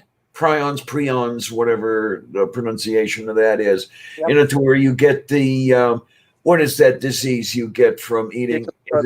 When you eat parts of the neurological system? Yeah, is that Kuru or is that something else? It's I don't know. I know what you're talking about. I just told you it's Jacob's Crutchfeld. Okay. You got lost in the noise there, honey. Sorry about that. Kuru. Okay. So that's Yeah. that is the name of It's it. Yeah. Well- it's when you eat certain like what you were talking about, like with the prions, these certain proteins that you consume. Mm-hmm. But you don't get it just from somebody. You get it from somebody who's infected with the prions that cause it. It doesn't just happen spontaneously. Yeah, I didn't know if there was a form of Kuru that was more or less asymptomatic for a while. Right. Well, the thing is that it was transmissible. So I mean, once one person had it, then it could easily be spread. And if you have a culture that does it even just ritually, it's something that would be almost guaranteed to contract. Yeah. And do I remember the Kuru being a sort of a human version of mad cow? I had always yes. assumed it was, but I didn't really know. Yeah, it's also neurodegenerative. They're all related. Yeah. Or like you were saying, the Creutzfeldt Jacob. Mm-hmm. And the mad cow originated with sheep when they started using sheep to cook down into beef cattle feed. Yep, scrapey. Yeah, and it was transmitted that way. Yep. Yeah. Well, it I had become a practice with the cows that, the parts that were unpopular, like particularly the brain, wound up getting ground back into the feed for the cattle. Yeah. Right. And I don't understand how that is. Theology, if the scrapies came from deer, or if the deer chronic wasting disease came from sheep, which way it transmitted, I forget. I don't understand those whole concept of the unpopular parts of the cow and everything. I remember years ago, I don't do it now for obvious reasons, but scrambled eggs and brains was a really wonderful breakfast. I love that stuff. And I don't understand the people who are, ew. Have you ever tried it? No, but ew. I've tried brain, but it was definitely in cattle that was tested. Mm-hmm. I know I've had brains, but I don't really remember it. Yeah, I don't make a practice out of eating it. If I do use the brain for anything, it's usually for tanning a hide or something like that. Yeah. Just because the tannins in it. I had brains, but then I became a Republican. Yeah, I just know I had it because my grandmother was that nothing gets wasted. So when Grandpa shot a deer, everything got used. Yeah, but if you go to a slaughterhouse, though, they throw out all that stuff. Anything connected to the spinal cord, they throw out the brain, the spinal cord, all that. Well, this was also like back in the 70s before the mad cow disease and all this. Anybody had heard about that stuff? Gotcha. Here in Deerville, when hunting season comes around, there's all these stations run by the DNR that you have to bring your deer to, and they cut it open right on the spot and yank out some lymph glands and a couple other things to test for chronic wasting, and then send you on your way with your dead deer with its head cut up. Yeah, they take out the spleen and the lymph nodes. Yeah, they have been doing the spleen, but they've definitely been doing the lymph nodes. Yeah, well, you can tell. I mean, whenever you're dressing it, if there's spots on the liver or on the spleen. Yeah, it's one of the fun things we do here in rural America is we go watch the DNR guy extract lymph nodes. I just do it myself. Sorry. It's another one I've always wondered about, dressing a deer. I could just see some Italian guy, that suit looks great on your deer. I don't know. Anyway, you can flush me down the toilet. Well, might have to do I it don't twice. think you'll fit through the 3-inch pipe. There you go. Maybe if we got one with a 4-inch. I have a chainsaw. I have a chainsaw. All right, now we're talking. With enough liquid plumber, we can get the job done. Yeah, I don't have a wood chipper anymore. Oh, Why? where the hell did that photo come from? That's been making the round of Twitter for the last couple of days. The what looks like a hearse towing a wood chipper. I haven't seen that one. I think it was Fargo. I'm not sure. What was that from the movie Fargo? No, from the actual city. It's how they bury their dead.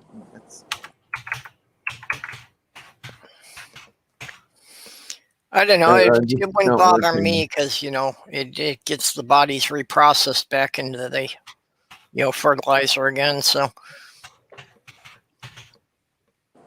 Here we go. Pelequista manto para la corapatienta. Yeah, there we are. There we are.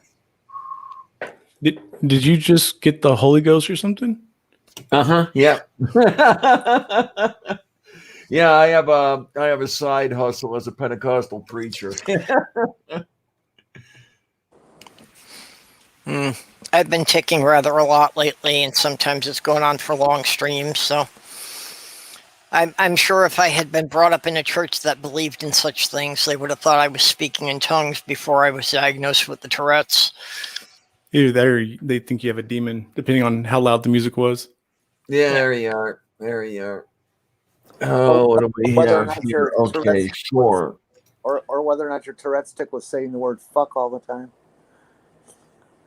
That happens when I get really frustrated, but actually, as a teenager, I learned to get some control over it, so that instead of being swear words, it just winds up being, random syllables. Okay. So one of my roommates was convinced it was an alien language. He was trying to compile it and decode it. Oh, Jesus Christ. Oh. Yep, college is the bastion of higher learning. There we go. It's the fufuness on the fifiness. Well, I never actually went to college. All I could afford was a year at a technical school. I consider that college. I think it's silly to make that distinction. It's higher learning beyond high school. Yep. Yeah, sure. Why When not? you're done with your technical degree and you have your technical skill, it's something that college people aren't going to be able to accomplish unless they take that same training. So just like you wouldn't be able to be a psychologist without that same training, it's equal to me. Yeah. Yeah, there we go. Okay, you want me to share this? I can't tell. Yeah, up in the corner there is the meme I was talking about. For those of you who haven't seen it, it looks like it's from somewhere other than the U.S. Yeah, I can't really tell from the size of the picture. Well, the license plate is a long rectangle. Yeah, it looks European. Okay. What, honey? It looks European. Maybe Russia? And it's a Volvo. Yeah, I couldn't tell you as far as that goes.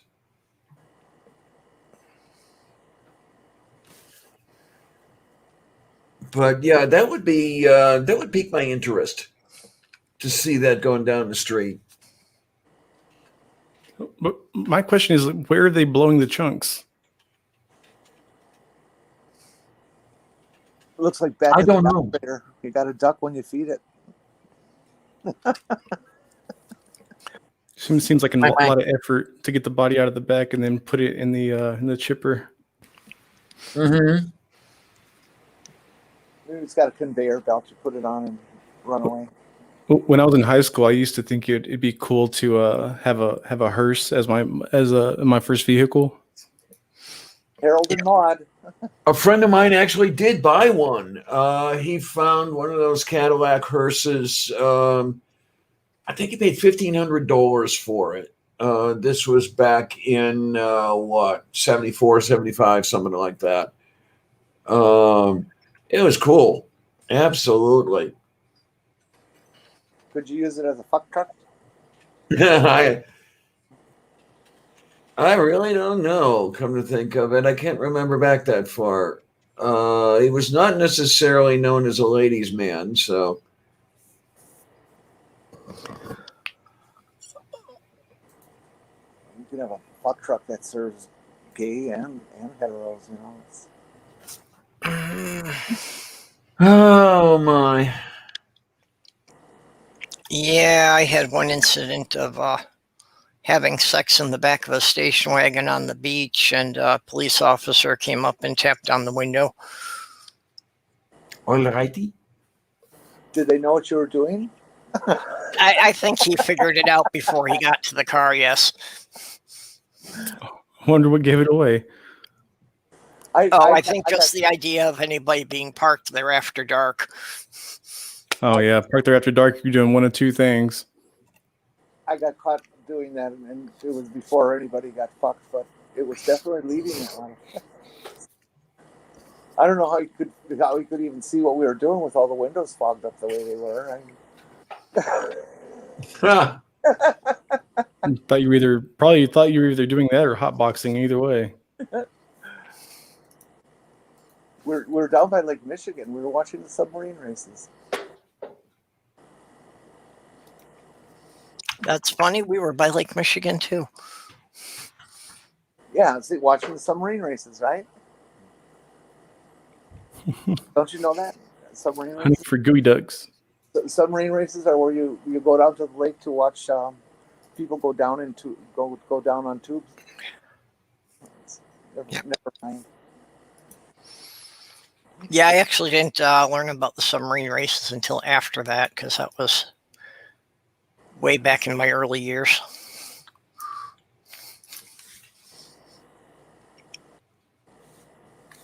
Daju korostu.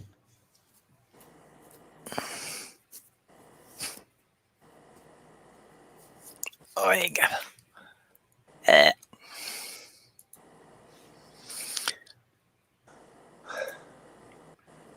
Wait a minute, let me look. I have a box of findings on its side, and it didn't get too badly mixed up. What went sideways? Oh, a box of findings, little jewelry fittings. Oh. It had fallen off a stack of boxes and landed on its side, but the contents of the various compartments are not mixed up all that badly, so it's looking pretty good. Okay, that's good. The lid kept things fairly well. Yep. Yay. I haven't made jewelry in a heck of a long time. I've got to head out, guys, but appreciate you having me. Okay, yeah, anytime. Well, it's good to hear from you. Like I said, it's been a while since I've seen you around. Yeah, thanks likewise. for coming I by, figured honey. I'd pop in. It'd been a while. All right, much love, guys. Okay. Moo on Bye-bye. you. And then while I'm at it, oh God, this is heavy. I might as well plug my phone in and charge it up. And yeah, there's the birthday card I got yesterday. Oh God, the people at the dialysis center drove me to tears. So at the end of the session, they presented me with a birthday card. That was nice. Yeah, you want to be reminded of spending your birthday in such a wonderful way, you know? Well, I mean, they meant well and everything. I don't hold it against them or anything, but it was just kind of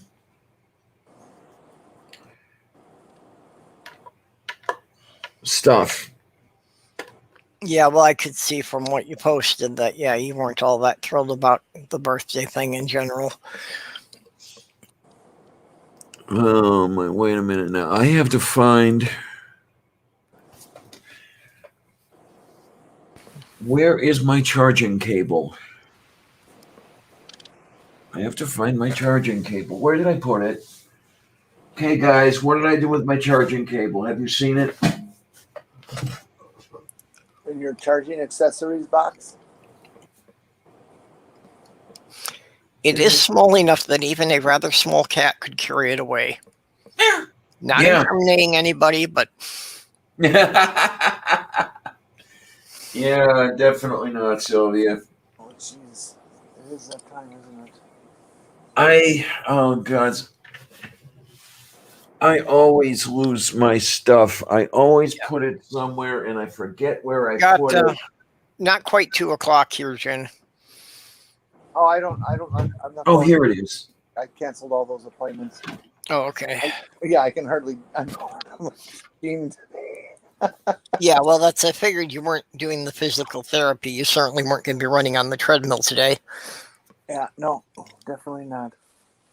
Yay. But it is time to give myself a little shot. So you don't have to watch it on camera. Oh my! So you do the injectables? Yep. I like it that way. It feels it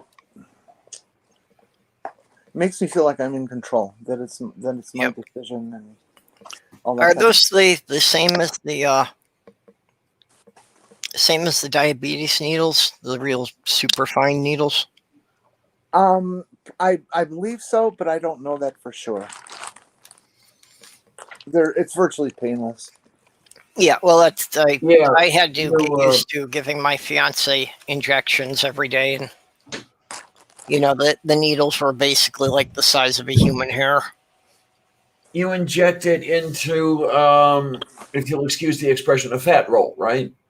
No, No? I go IM in my thigh. Oh, okay. So you don't do the pinch the stomach thing. Okay, got you. Okay, I would have thought it would have gone into the fat because, with the patches, they were saying that, to put the patches like on your stomach or on an area that's got a layer of fat. When you do a pinch type injection, your goal is to do what's called subcutaneous. Yes. IM is just straight in, going about an inch and a quarter, and that's what I do. Mm-hmm. Let me get my. Yeah. Initially, it kind of freaked me out, but I got so used to doing it with my fiance that, I could have done that now. But basically, the doctor wanted to go with the patches because he said they have less chance of side effects. You know what the weird thing is about it is, I've been doing injectables for a long time, and yeah, you get used to it. It's not going to hurt because it never has. Well, once in a while you'll hit a nerve or something under there, and it kind of goes hello. Yeah. But 99.9% of the time it's nothing, and I still hesitate. I'm there ready to poke it in, and I have to stop and convince myself to do it. It's kind of interesting.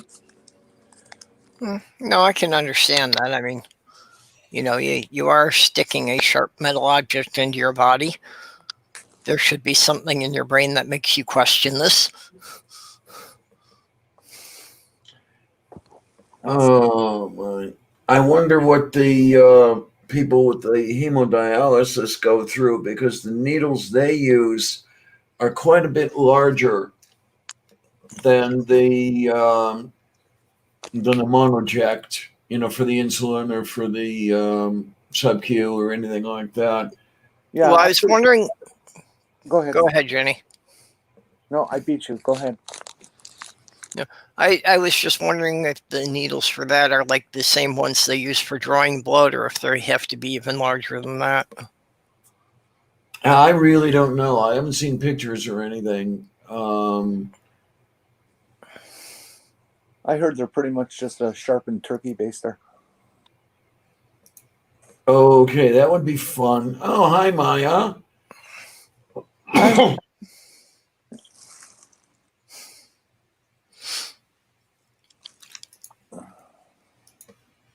Oh. Blip. Blech. Yeah, for some reason I've been up since 3 o'clock this morning. I have no idea why. Considering that's usually the time I get to bed in the first place. So that's what happens if I go to bed early. For some reason, I'm awake. That's unusual. Well, that's what I mean, that I'm still awake, even though I've been up for 11 hours already. I would have thought that without going back to sleep, I should have, just kind of drifted off again by now. I'm amazed I actually made it as long as I did yesterday, for fuck's sake. I didn't have my usual post-dialysis nap, just ran right into the Tuesday show. And by the time I dropped into bed, God, I was wiped out.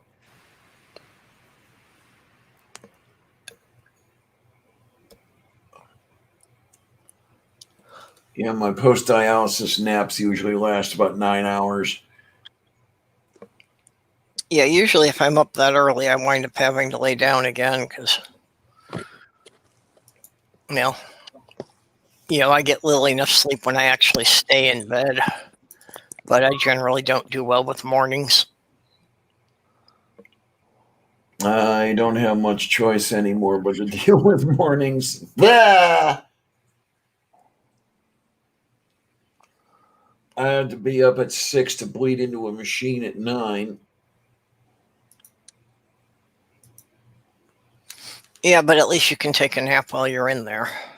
No, I can't. That's a damn thing. No. I wish I could. I can't fall asleep in those chairs. Well, yeah, you were saying you're allowed to. Those chairs are so uncomfortable. Yeah. Yeah, you are allowed. And then I see people sleeping in those chairs. I can't do it.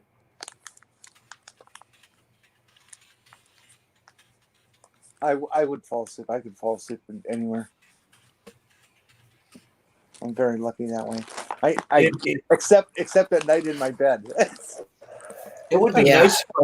It would be nice if I could sleep because it wouldn't be so crushingly boring to sit there and bleed into a fucking machine for 4 hours.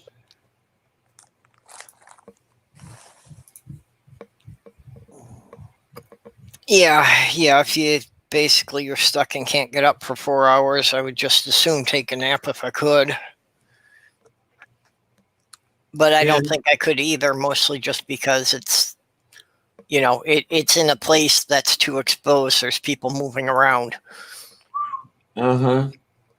And I always tend to sleep on the alert that, if anything more than 50 pounds moves in the room, I've got to be awake to identify it. And I found out that was just around 50 pounds when we had our chow. Because when she was growing, I didn't have a problem with her. When she got up to 50, 60 pounds, then anytime she came in the bedroom, I was waking up. So that's when I learned where the threshold was there. I knew that people always did, that anytime a person entered the room, I'd be up. Mm-hmm. And I think that pretty much goes back to, that growing up, there were too many people in the house that I didn't trust. Nah, well, from that story earlier today, I don't blame you. Yeah. So I expect that's where my sleep problems got wired from, that, I'm always sleeping half alert, so I don't get in the deep stages and I don't sleep more than 2 hours. Ouch.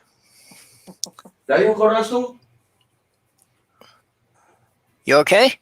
Yeah, I'm fine. Did you hit the wrong place with that needle? Nope. I thought more like you bumped your foot on something because I thought I heard a thud just before you said ouch. Well, yeah, the thud was going through my skin. It's kind of tough. You don't believe that, do you? No. Okay, good. Like I say, I know the size of the needles, so. There, now if I can get... There's the lid. Oh, let's see. Where did I put my Band-Aid? I is really full of poo-poo. You are? Moo, moo, moo, moo, moo, moo. No, huh? I don't know.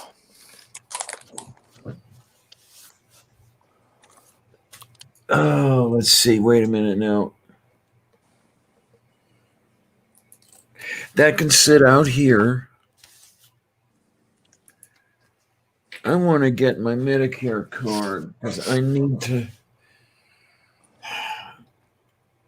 my Medicare card for paperwork. God damn it.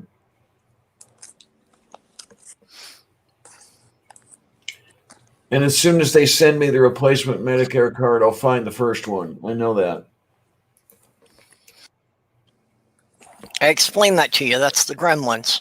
Mm-hmm. They steal things to be annoying, and then as soon as you replace them, they return the original. Which I expected with my debit card that I just lost, but no, I haven't found it yet. It didn't turn up. Uh-uh.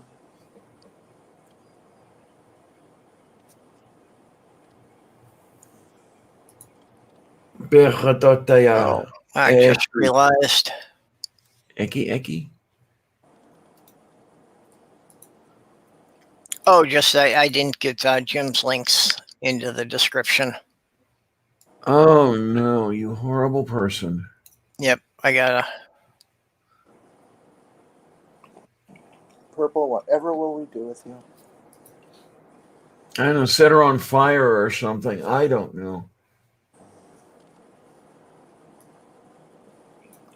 Ah, I know. Let's punish her. Let's make her wear dresses and stuff. Yeah, that would be the way to do it. well, that's part of how I knew from an early age was that I never understood why stuff like that was supposed to be humiliating. Yeah, I remember having that thought too.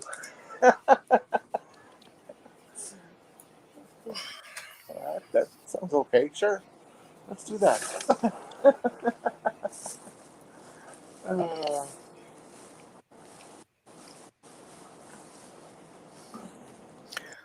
Yeah, the whole kink thing, that was supposed to be humiliation, and for me, somehow it felt more empowering. I do not understand, and this is just me. I know it's just the way I'm built and the way I'm assembled. I don't understand why some people like to be humiliated. I find humiliation to be rather humiliating. I mean, think about that one for a minute, would you? Yeah. And it's just uncomfortable to me, but some people seem to like it. I don't get it, but they like it, so okay, let them have it. Yeah, I don't get it either, but yeah, there's a variety of kinks that I just don't understand. I've never understood the feet thing as being a sexual thing either. Okay, yeah, that was a very yeah. popular one, and I don't get that at all. Did you say feet? Yeah. Feet. Yeah, how many people have a foot fetish, or how many people get turned on by feet in some form or other? It's like, I've never seen how there's any sexual connection to feet. You had entire cultures doing that foot thing. The Chinese foot binding, for example. Yeah. To where the Chinese men would really get off on these bound feet, and it's like I don't know, but okay. Well, that had started out from a Chinese princess that had a deformity. She had the incredibly small feet. So therefore, because it was the princess, small feet became a mark of beauty. Okay, now why do you know this? Why do I know any of this trivial shit? It's the weird things I remember. I can't remember the important stuff, but this is the stuff I remember. Maya does not like feet. They smell funny. And they're gnarly. They're just plain gnarly. Well, especially if you've been wearing the same socks for 2 weeks. Yeah. Well, and to some people, that's part of the turn on. Mm-hmm. Is that some people have like a turn on for, sweaty socks and things like that. And and anything that has a perceivable odor is going to put me off. I keep wanting to get busy and start selling gently used panties on eBay. I hear people spend lots of money on those. Yeah. Oh yeah. I don't think eBay will allow it anymore. I think that I think they put a thing against anything that was like, blatantly sexual. Well, that's not sexual. It's art. Yeah, but or even biological, I guess. I mean, if you, I guess you can't send a sweat either, even if it's not sexual. yeah, I know they got standards for those things. I haven't paid too much attention because it doesn't get into the stuff that I deal with. So you don't deal with sweaty Legos? Nope. Okay.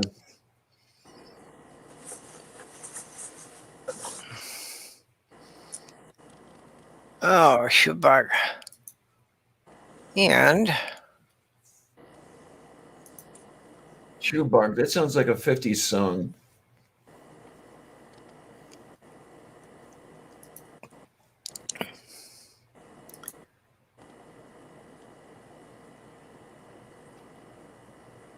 I'm having another problem then. I don't know. Purple is such a problem. Oh, I can't find the most recent edition of the show list here. Somehow got slipped into the wrong folder, and I don't know where it got saved to now. Oh, you're not paying Amiga Nuts enough. Well, no, he sent it to me. I don't know which folder it wound up in, because I've got an older version of it, but the older version does not seem to, because Amanda changed her username. Yep. It's not listed in there under her new name.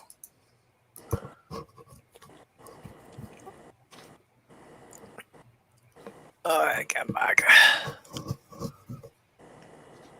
I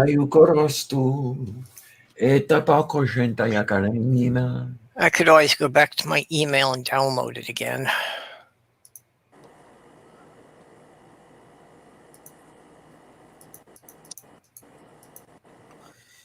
I could also maybe one of these days get organized and, clear all the things out of my download folder that don't really need to be there, but never get put into their proper place. But that's one of those things about being organized, and I never quite got the hang of that.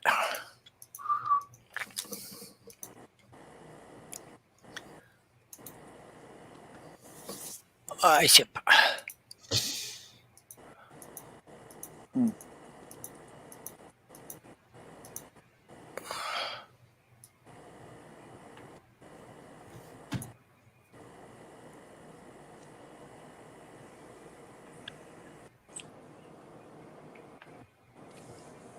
Hearing a bit of feedback from somewhere. You're hearing my air conditioner, probably. Oh, okay, that's probably it. Yeah, air conditioner in the background. Not a problem. It's not really loud enough to be an issue.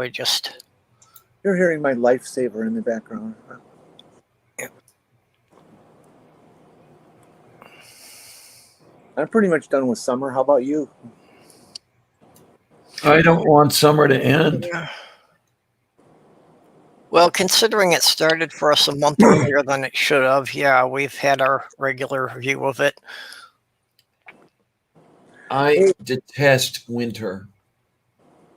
Hey, how about them Bucks? What was it? Their first championship in half a century? Yep.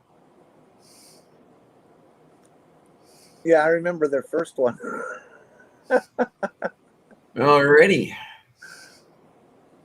1971. I was 17 in high school.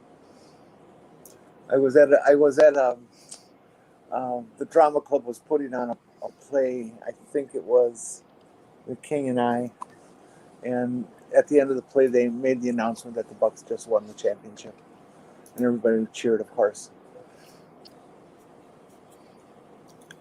What? I am trying to remember the name of the star basketball player on that team in that era, the 70s. Well, there was the star of that time, the number one draft pick that was the hot guy was Lou Alcindor, who became That's it. That's it. oh God, Kareem Abdul-Jabbar. Yeah. The other hot guy was Oscar Robertson. Okay. Yeah, I'm old because my memory is just gone. Yeah, I remember on the cover of Sports Illustrated, as he was known then, Lou Alcindor, draped with the netting from the basketball hoops. I think he was still in college at the time.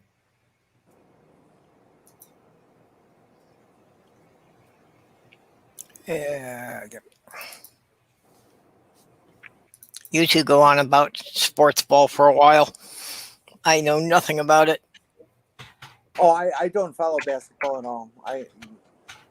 As I wrote in my comment on Twitter, I'm not a basketball fan, but I am a fan of Milwaukee, and I know what a championship does for a city and the fans in the city and stuff, and so I'm just very happy for the city having achieved that, and all the good vibes that they get from it, and that kind of stuff.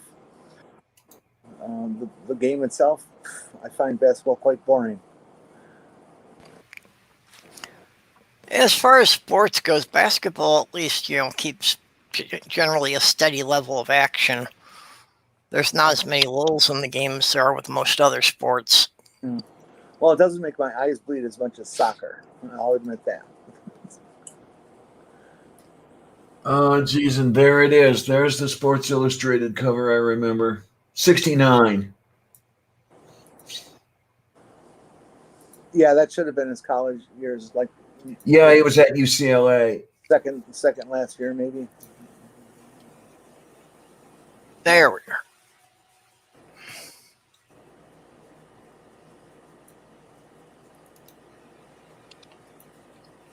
Yeah, let's just see if he's the egg thing over here on the og thing. Oh, look, it's the og thing on the egg thing. Yay. What am I talking about? I don't know, but since it goes on the egg thing, I think the odd thing must be cheese. I miss cheese. I really miss cheese. They don't let you eat cheese? Nope. How come? I believe it's too much phosphorus, I think. Huh. Oh, I've said it before. The kidney diet, the renal diet, is all tofu and cardboard. You don't eat anything that's good. Tofu's not bad. Yeah, tofu's not anything is the problem. Oh. Yeah, it's whatever's on it. Yeah.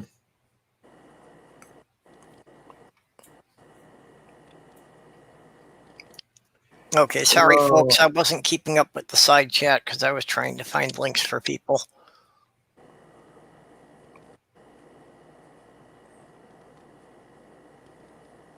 Oh, well, that's the foofiness on the fifiness. Just letting people know it's why I hadn't been highlighting anything there. But because I couldn't find that file, so I actually did have to go back and download it from my email again.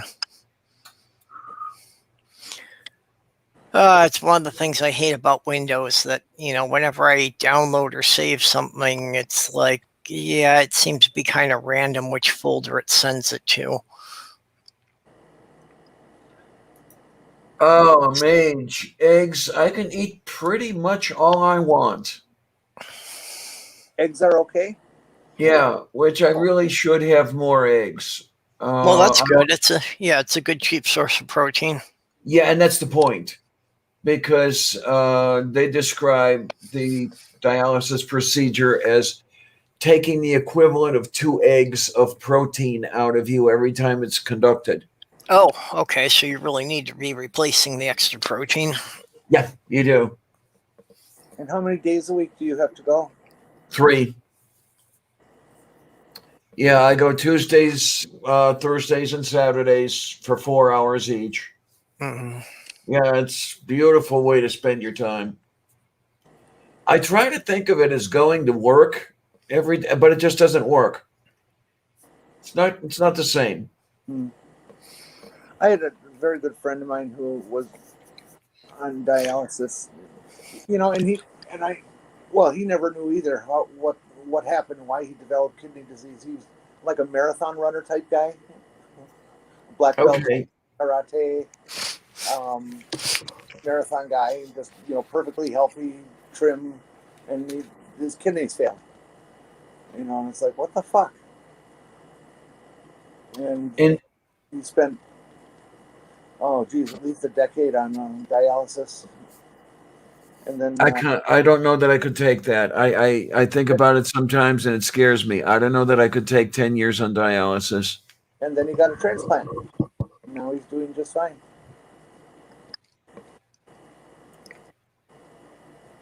Well, I don't know if I'm going to be able to take the cost of all this, but that's another story entirely. Well, you don't have any relatives, right? Right, it's just me. Okay, so you build up a debt and you die. What are they going to do about it? Sell your body somewhere to chop it up and make money off it? Fuck them. Well, it's the bothering that they do while you're still alive, Don't and answer the the phone. collection agencies are still after you. Don't answer the phone.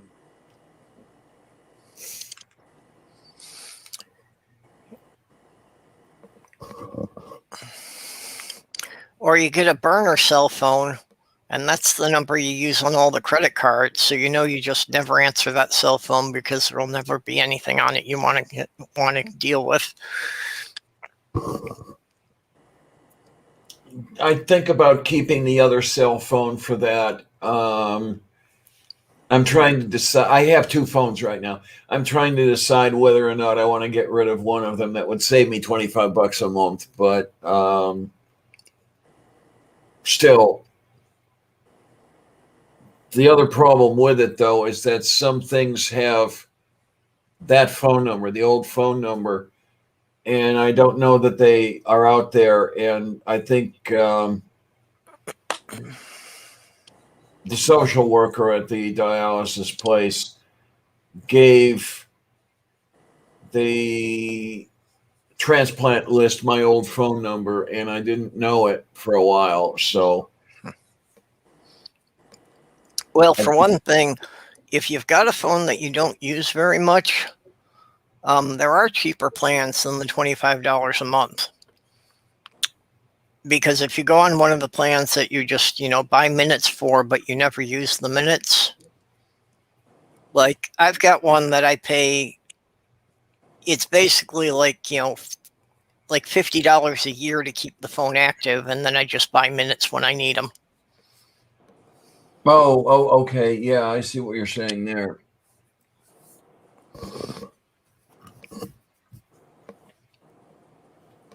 Tayo korostu. What do we have I gotta here? go use the potty, but this is gonna take me a few minutes to accomplish. Yeah. I'm not lost. It just takes me a long time right now. I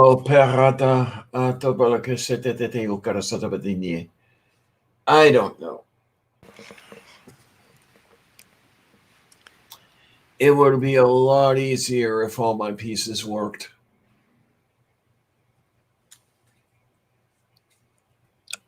Yeah. Oh. Well, and I know the whole idea of moving sounds like a pain, but I definitely know you could live here cheaper than you do there, just because a lot of the medical shit that you're having to pay for would be covered here. So I could see it potentially saving you a couple $100 a month.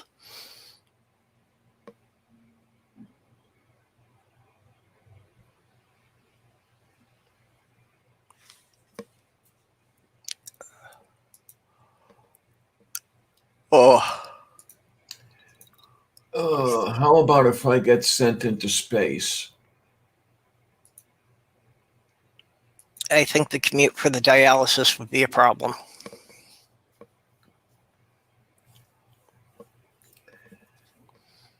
Oh. But that's the biggest one, that if you live here, I know they'd give you free rides to all of your medical appointments.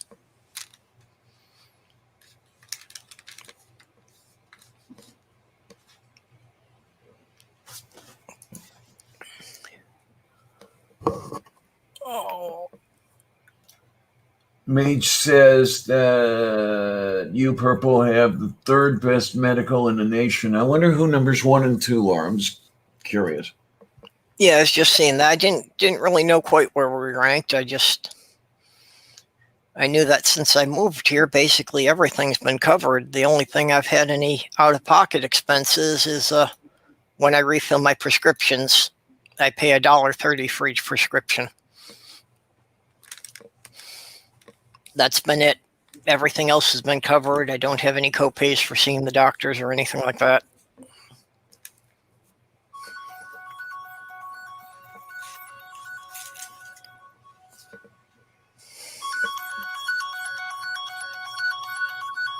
That's interesting.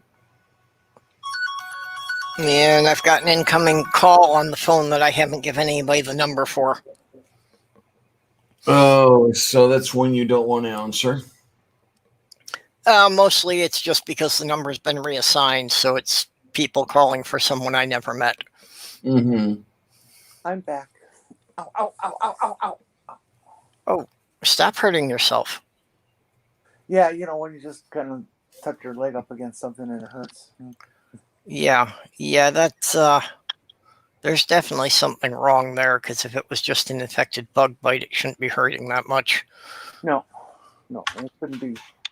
Well, maybe it could be spreading. I'm kind of wondering about the lumps on the back of my neck, though. Yeah. That are suddenly showing up. Yeah, that's not good either, and, if that's related or not. I mean, if it was something like a bug bite, then yeah, there's a possibility for lumps showing up other places. But well, see, this one lump, it split and turned into two, and then part of it moved. I thinking, What the fuck? I got spiders under my skin. I have to wonder what the hell is this shit's moving around. That's what really, really amazes the fuck out of me. If I had Dex, I would take one of my sterile injection needles and I would lance it and see what happens. Yeah, that's probably what I would do. I'm just a little nervous about sticking a needle into the area of my spinal cord. Yeah. When I can't see what I'm doing. Well, yeah, I would be more nervous about that area.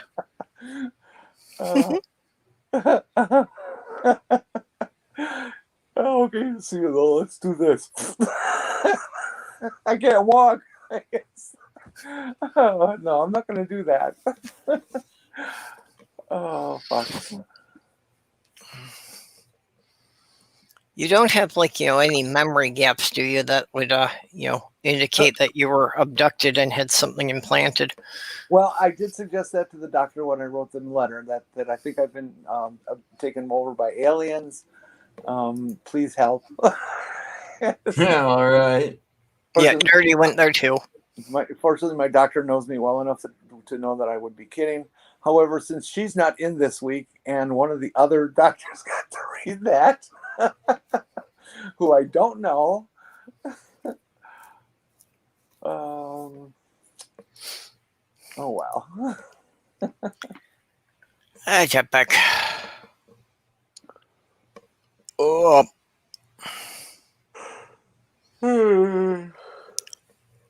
You too, huh? Desto bariki. Yeah, I'm feeling the being up too long. And I suppose I should wrap this up because I also have to get packages to the post office.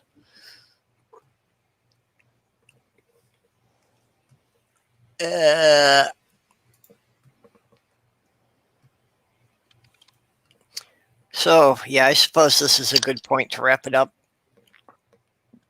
Oh. So, Diana, you've got Premiere you need to shill? Yeah, tonight at 8 Eastern, I will be premiering the transgender chef spaghetti alla carbonara. Thank you for reminding me because I had forgotten it.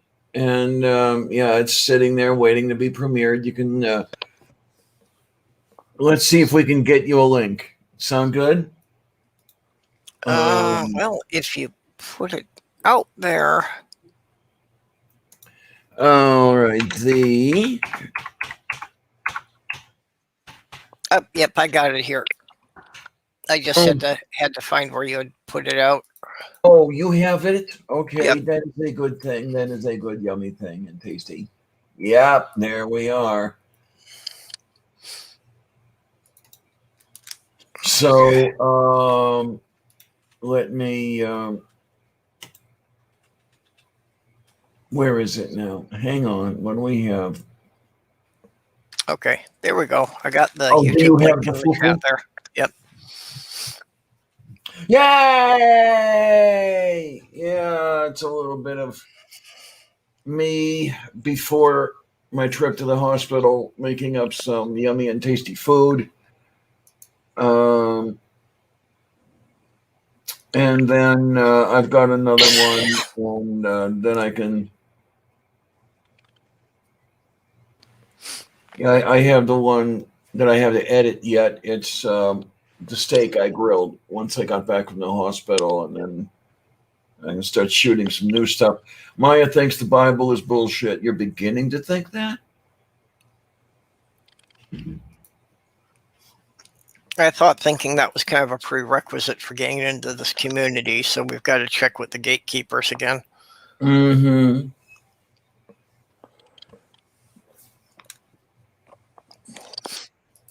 Okay, Jenny. Now you go to chill movie night. You got anything else going on? Well, just tomorrow night at midnight, I'll be hanging out on this show by some guy called Blue Rhymes with Yellow something. I don't remember. And Paisley? Yes, that's it. Okay. Oh, well, I think you just stole my shilling spot, so I've got nothing now. No, this is somebody else's show. I'm resigning from yours. Good plan. I meant to tell you earlier.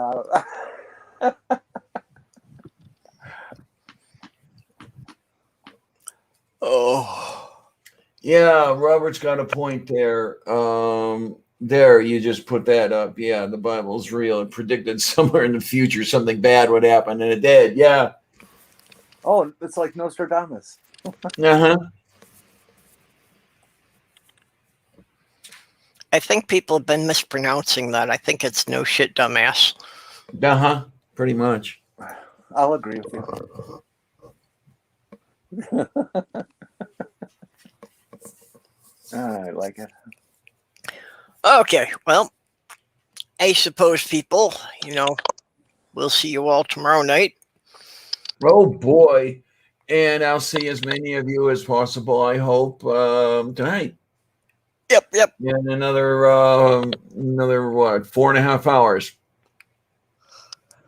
Yep. Yeah, it's 7 o'clock Central Time, 8 o'clock Eastern. Oh, yeah. I remember. I'm really bad at these things. And then I'll have to make more food so I can have more food to put online. My new system, because YouTube is so shit at the notifications and was never notifying me of live streams until half an hour after they started.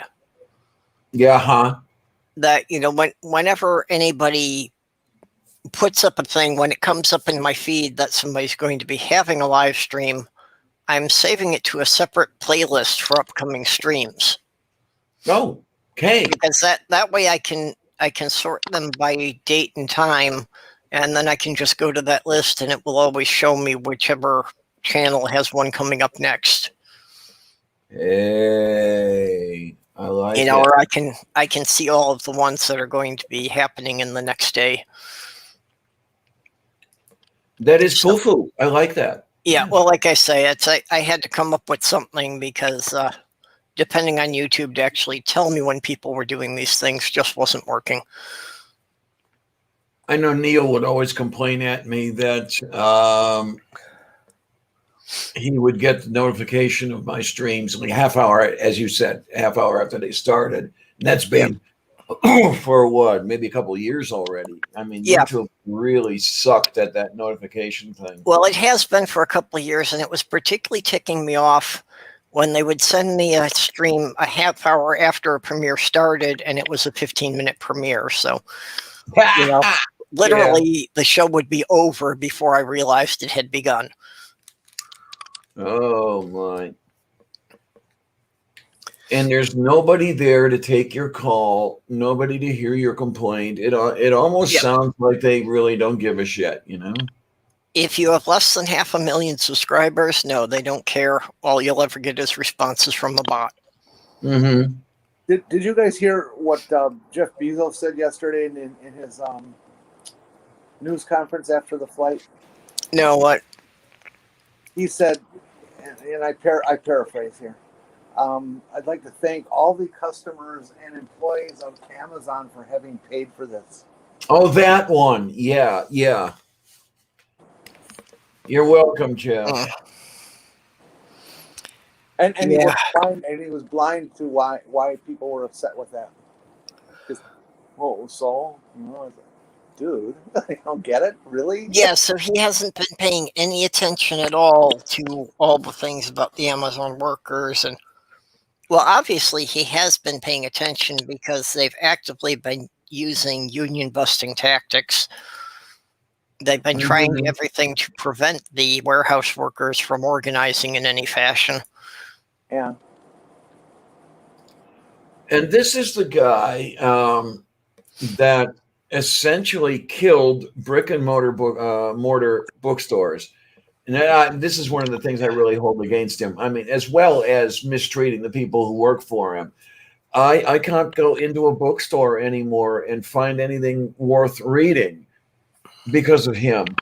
No more impulse purchases of books. I've got to go searching for something online, and it's just not as much fun that way. I used to go into a Barnes and Noble and just look through their racks and sit there and read a chapter of a book that I happened to see there, deciding whether or not I wanted to pay for it and take it home. Okay, there we go. We may have something to motivate you to move here. There is still a Barnes and Noble in St. Cloud. Well, there's a Barnes and Noble here as well. It's just not worth shit anymore. Yeah. I actually haven't been into the one here, so I don't know. Yeah, I mean, I used to go to the one at the waterfront. It's where I used to live in Homestead. And they actually had living room furniture in there. You know, you could go sit in an overstuffed chair and read a book, and they would not yell at you. And I used to go in there and just look at the books that they had on the racks, and that looks interesting. Let's see if it's interesting enough to take home. And no, it just doesn't work that way anymore. They just have those crap fiction and crap Christian living books. You can't even find a decent consumer grade science book there anymore. Yeah, I think the problem with the rich mindset is that people who have never had to work for a living really don't have any concept of what it means to live paycheck to paycheck. Yeah. You know, they don't really have any concept of the idea that if you're sick for a week, you could lose your home. And sometimes it doesn't even take a week. You know, sometimes you're off for a day and you're totally destroyed. Yeah. Yeah, and then they look at it and say, well, that's because you're not good at handling money. Yeah. Get paid enough to save anything, you bastard. How am I going to handle money if I don't have any? Yeah, you know, it's you show them your budget, and that your necessary expenses actually exceed your paycheck. But you're broke because you're supposed to be saving 10% of every paycheck. Yeah. Oh, the slimy bastards would give me shit about that. He especially would give me crap about that. Yelling at me about how their landlord, when they lived in Chicago, told them, to put away 10% of everything they got before they paid any bills. And it's like, yeah, asshole, how do you do that when you don't have enough to cover your bills in the first place? Yeah, and I kept getting the advice that your rent should not exceed 25% of your income. And I was like, yeah, where the fuck are you going to get an apartment for less than half of my income? Well, that's rents used to be low enough that was very possible to do.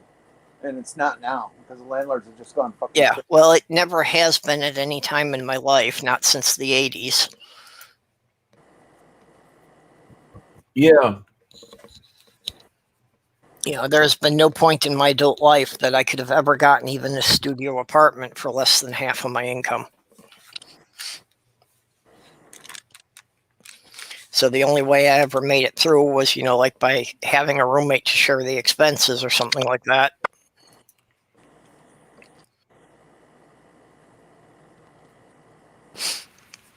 So anyway, we had been wrapping this up and now we got on to more subjects.